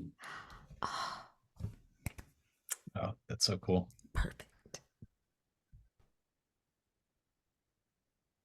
David, do you have anything you'd like to narrate for the resolution here? Yeah, I think this is considerably more low key, as we see Bastion is walking through the woods. He's holding in his hands a skull, the eyes of which are glowing with a greenish tinged light. And we see kind of the light almost illuminates. It almost looks like like ultraviolet paint or something on the floor. There is just a faint phosphorescence on this path that is following through the woods that seems to kind of spiral in on itself until he reaches a clearing. He sort of digs a hole into the into the ground, holds the skull up so it sort of faces him, just leans in, kisses the forehead of the skull, and says, "Sorry, Beak, I think I've been carrying you around too long. It's time we spend some time apart." And just puts the skull down into the hole, and covers it over. And as he does, I think kind of mist starts to rise around his feet as it sort of starts to fill the clearing. And there's just that kind of sense of a presence in the woods around, observing him. Amazing. Such good scenes. Thanks for that. Sorry, I'm not used to having this many successful montages to narrate at once. This is we started off with all the failed rolls and then we went really big at the end. So amazing session. Let's go to the questions at the end. Everyone gets experience for resolving an assignment. I'm pretty sure everyone engaged with some kind of divine manifestation for sure. And then let's just go character keeper, from in order. David, what do you think about your end of session questions?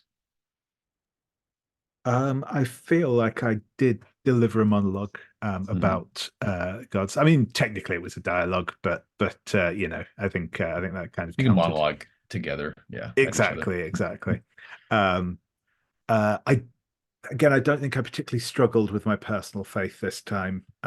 So I think it's probably just those three. Yeah. Fair enough. John?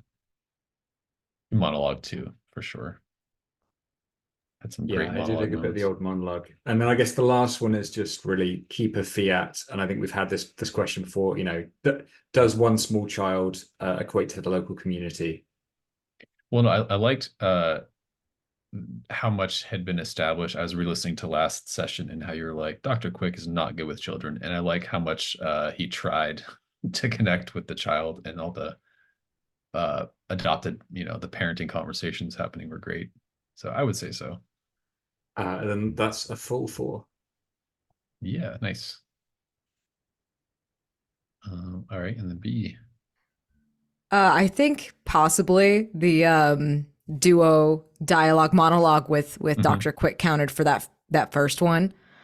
I don't think I actually undermined any orders this time, because I think Dr. Quick's too good of an influence on Zeph. Fair enough. Yeah, whenever that doesn't get answered, it just makes me more curious. Like, what are the personal agendas of the characters? So I guess that's always a wish. And then Elle, what about Merriweather? I think she did struggle with her personal faith. Sort of alluded to that in the journey scene. Did she go out of her way to connect with the local community? I think that depends on whether Hopworth Industries counts as the local community. Well, I mean, I think the thing I tossed your way with, like, basically chasing after cousin could Oh, that count, is 'cause, true. like, because Yeah. you didn't have to go back there technically. That assignment isn't resolvable, Mhm. so you were definitely going out of your way, so that's fine. Awesome. Did anyone hit an advancement this session? Cool. Yes, I have taken another move. I've gone with not yet time, because it's Cool. a great move. Now, looking forward to seeing any future moves or advancements in play. Let's go to Stars and Wishes. Who wants to jump in and start? I am always willing to start, because I have to keep myself from doing it in the game, like as you are all That's why the playing. chat's so useful for me. Right? Yeah. Oh my god. Because absolutely just astounding work, everybody. Oh my gosh. It's almost like I need to start taking notes so I can like remember all the cool stuff you guys said. Like, absolutely fabulous. I'm gonna start backwards with what happened in Merriweather's whole thing. Elle, that was hilarious with deciding the secret third thing. That's so fucking good. That's so good. I love it. I loved your conversation with Bastion. I love this. I mean, this is a dual star for you and Gabriel about your personal mission to go find cousin. I love that. I want Merriweather to have a nice extended family with these Sawyer-esque folks. Like, obsessed with it. The whole thing. It's so good. I just and always your paint the scenes are delicious. Just the god of brutality thing, the everything you and David did during that journey scene was so good. It just delights me. Poetic, always. And the hearse is very good. That was a delightful touch. Oh my goodness.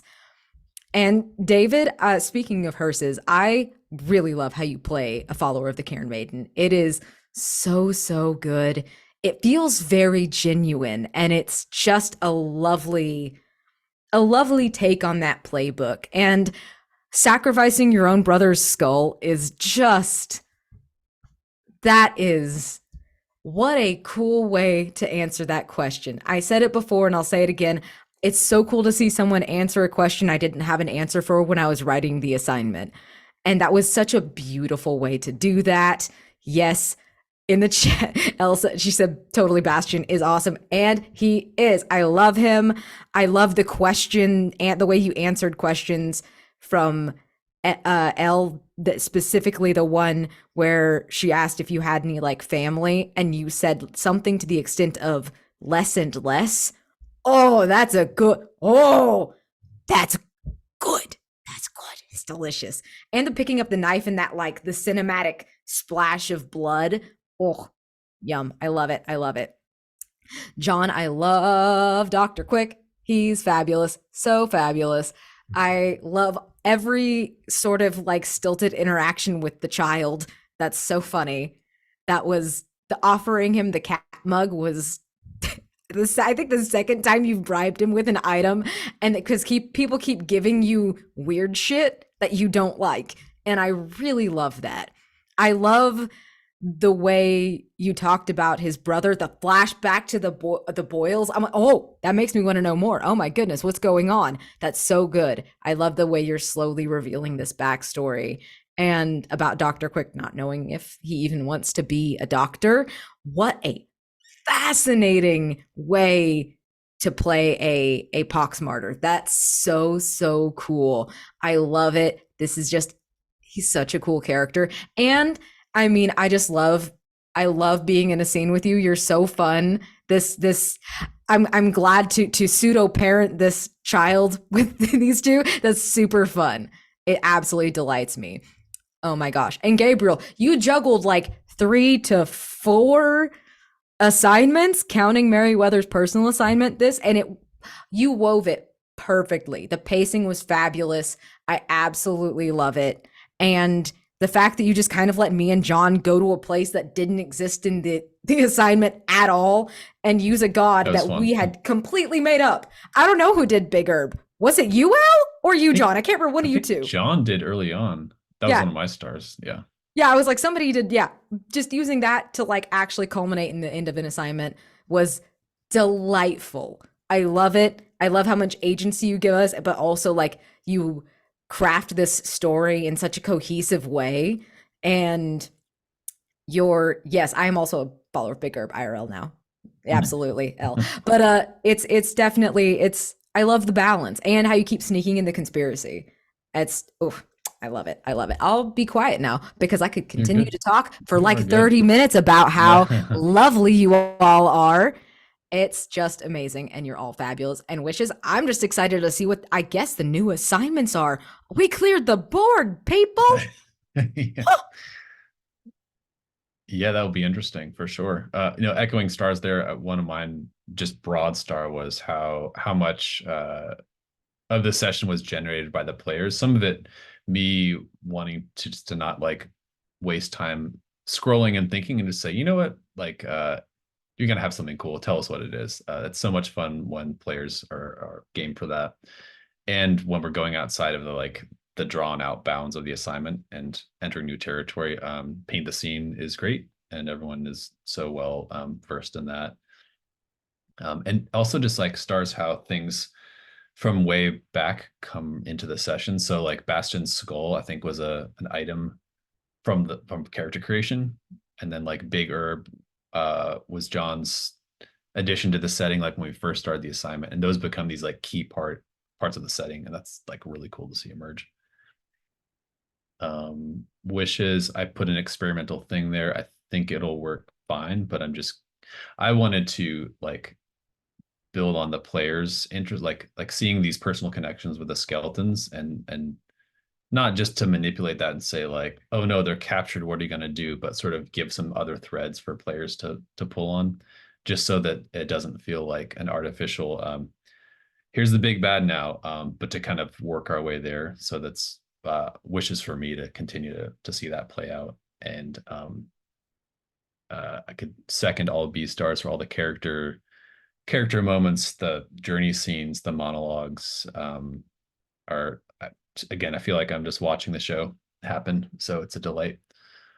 And the humor starts for all the humor with the buddy comedies that happen. That's all I got for now. Stars around. That was a fantastic session. I really enjoyed it all. Again,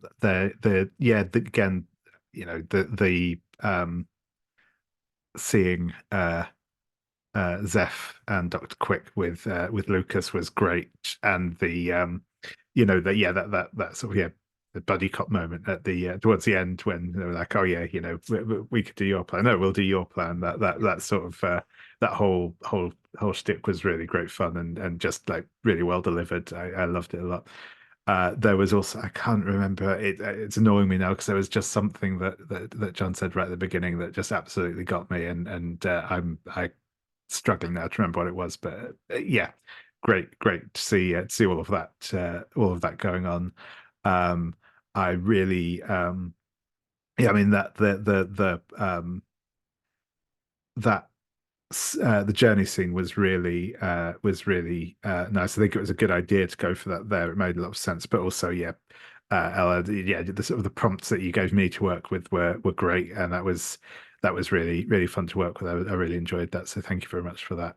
And yeah, again, I also loved that like yeah, that turning the head on the being ambushed thing at the end was great. And yeah, Gabriel, I think it's like the some really just yeah really great moments to kind of to like come up with stuff and get things together. I thought just like some yeah, just everything felt really sort of organic and flowed really nicely. It was a yeah, just really nicely sort of arranged, organized, whatever the word is. But yeah, no, thank you very much, everyone. That was a lot of fun. No specific wishes again from me. Just looking forward to next time.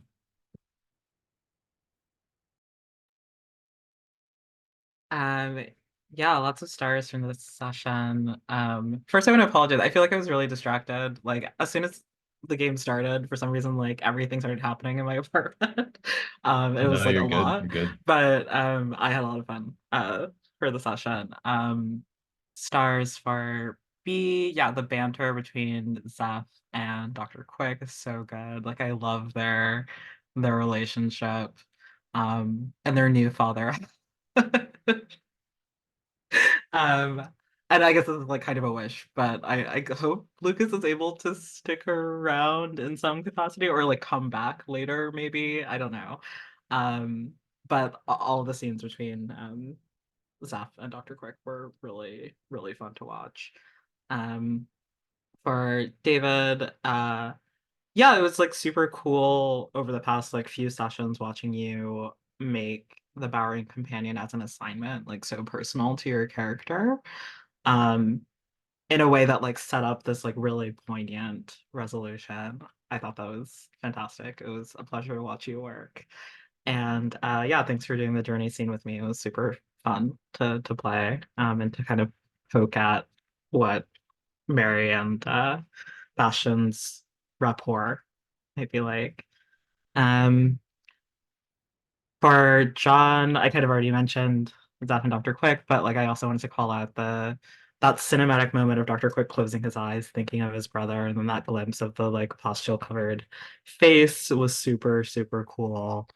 Um, and I really loved all your paint the scene responses. And for Gabriel, yeah, the personal assignment is like so great. I feel like you gave me a little present today, and I'm really thankful for it. Thank you. I also really enjoyed early in the session there was a description of maybe it was Zeph disappearing under quicksand and having all of his ribs broken or something like that. Um, that was cool. Um, wishes. I guess my only other wish, I think we have lots of verses to narrate, including I think one for the Hungering Roots. I saw that we marked it, but I don't remember ever narrating it. So I'm just looking forward to hearing all of those because they're always awesome.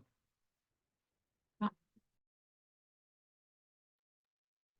It's Awesome. always hardest to go last. Uh, Yeah, I think just so much of it has been said, but I think just to everyone who's played, I think what was really wonderful was the way everyone managed the tonal shifts. So B, obviously I love doing both the comedy and the kind of the more dramatic moments with you, but also Bastion and Merriweather, not just those kind of wonderful heartfelt moments, but it was so funny, and not just Bastion's wonderful line about less and less, but the little screams, Merriweather going, "Oh, is that a pit of skulls behind you?"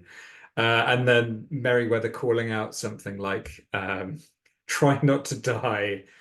Don't don't do what I do, but don't die." And it was really funny. But we also got to have these really wonderful, serious character moments.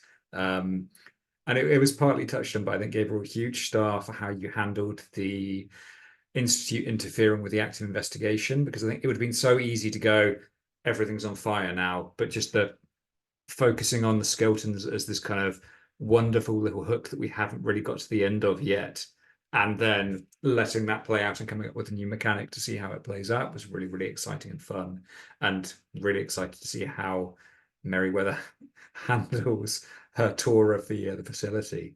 Only wish it's not really a wish, it's just it's a quandary, because I absolutely can take an advancement to make Lucas a side character, and I'm like, this is not the most useful advancement I can pick, but I feel like it's going to be really mean if we're now just like, well, surrogate child, our work here is done, and then floor it away from him. So yeah, I don't know if B wants to keep Lucas around either, or what we're going to do with him.